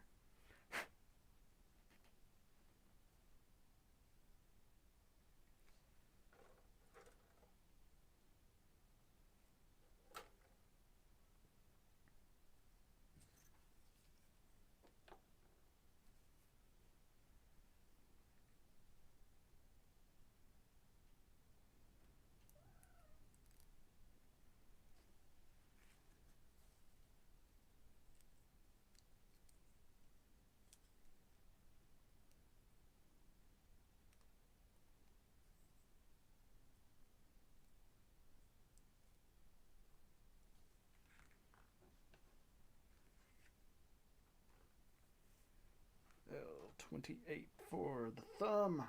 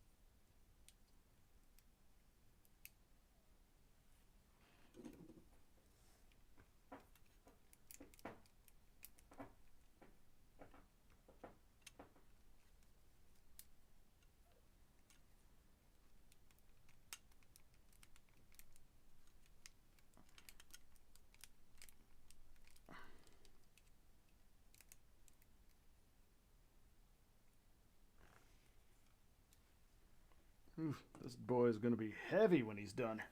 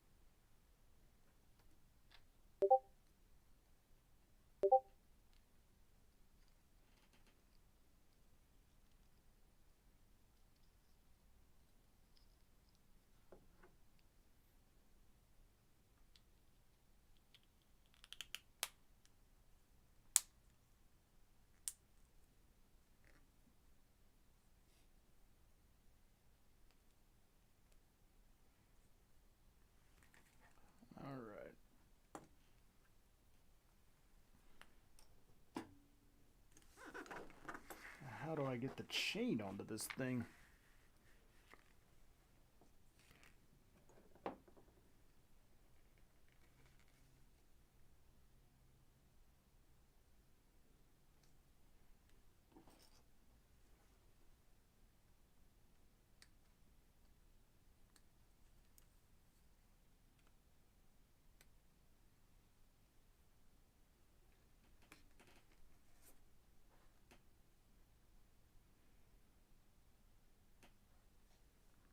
Alright, so that's going to have to come off of the M runners.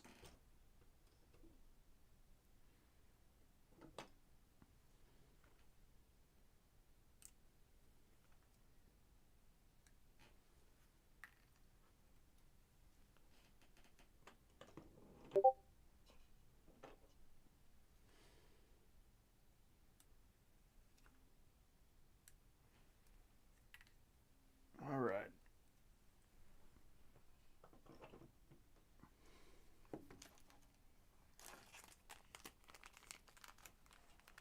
Chain time.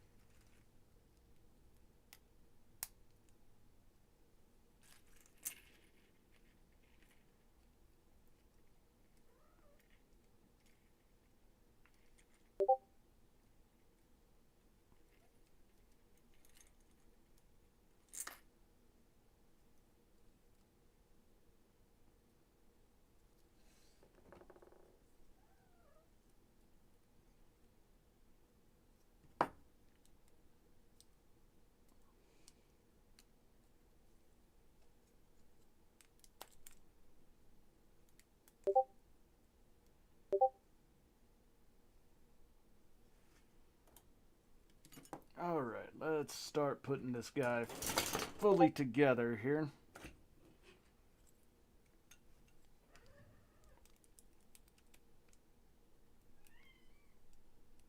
Come on, get in there, joint. There we go.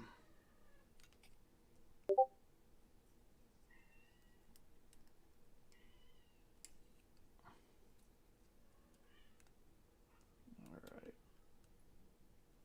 Waste ball feels like it's in solidly. Let's get some legs on.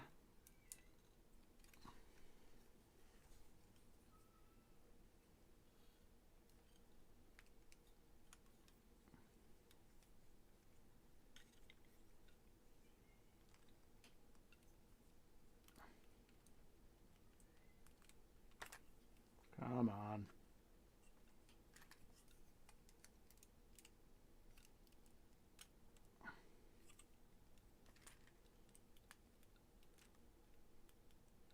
There we go. It's starting to go on anyways.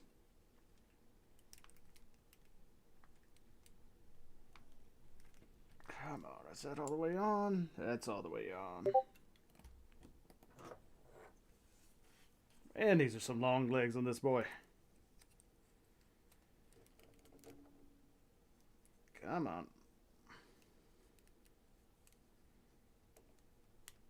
Nope.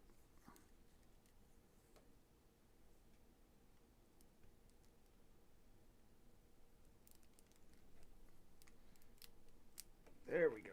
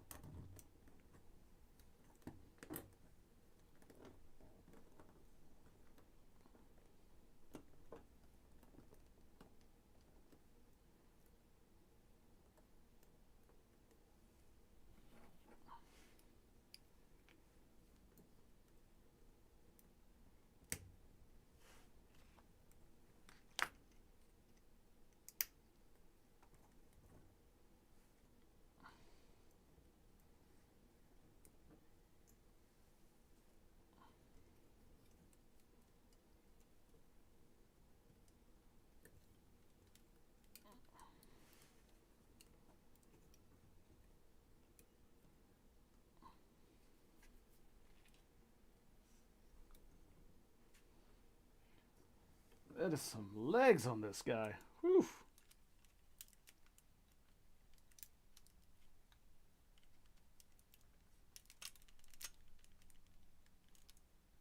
Oh, nope, nope. Torso's trying to come out. There, that's in. Nope, you go back in. I don't care if that falls off. That's meant to come off.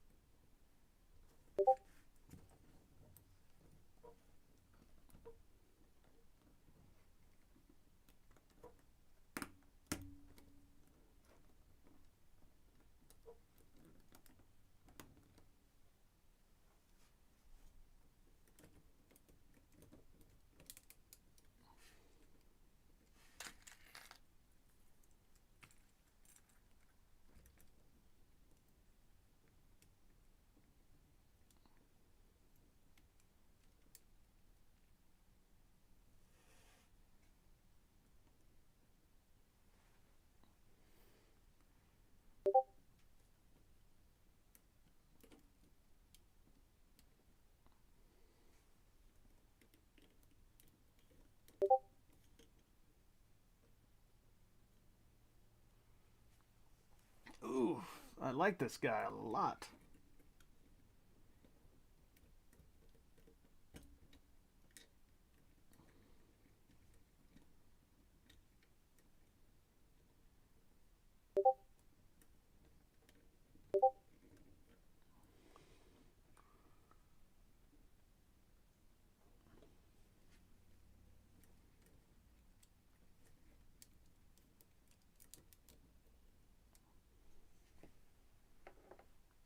He's not even done yet because he doesn't have his armor on. But man, that is a leggy boy right there. That is for sure.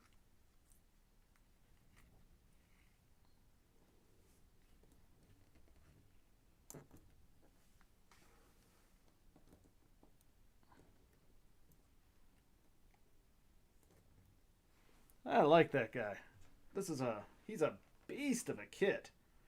But man, it is worth it.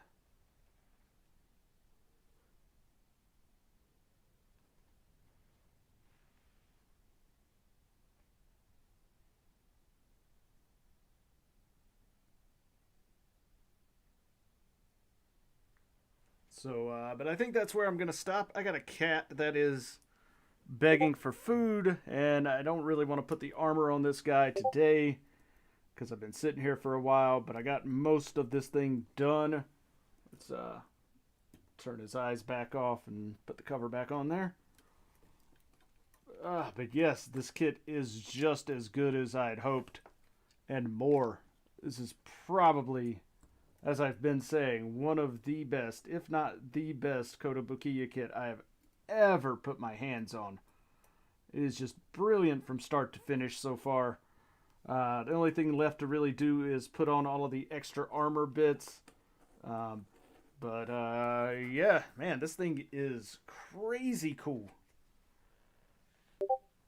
I am super happy with how this build has turned out so far. Legs and everything.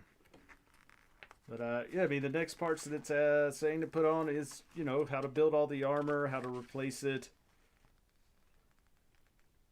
Yeah, it looks like there's a few things that have to be added and swapped out. For the, like, the head crest is a little bit different. And then, there's some pieces that go on the chest. Technically, I think this is supposed to be slid down a little bit further there, but that's whatever. And then, yeah, you got some side armor stuff. You got the chest armor that goes on.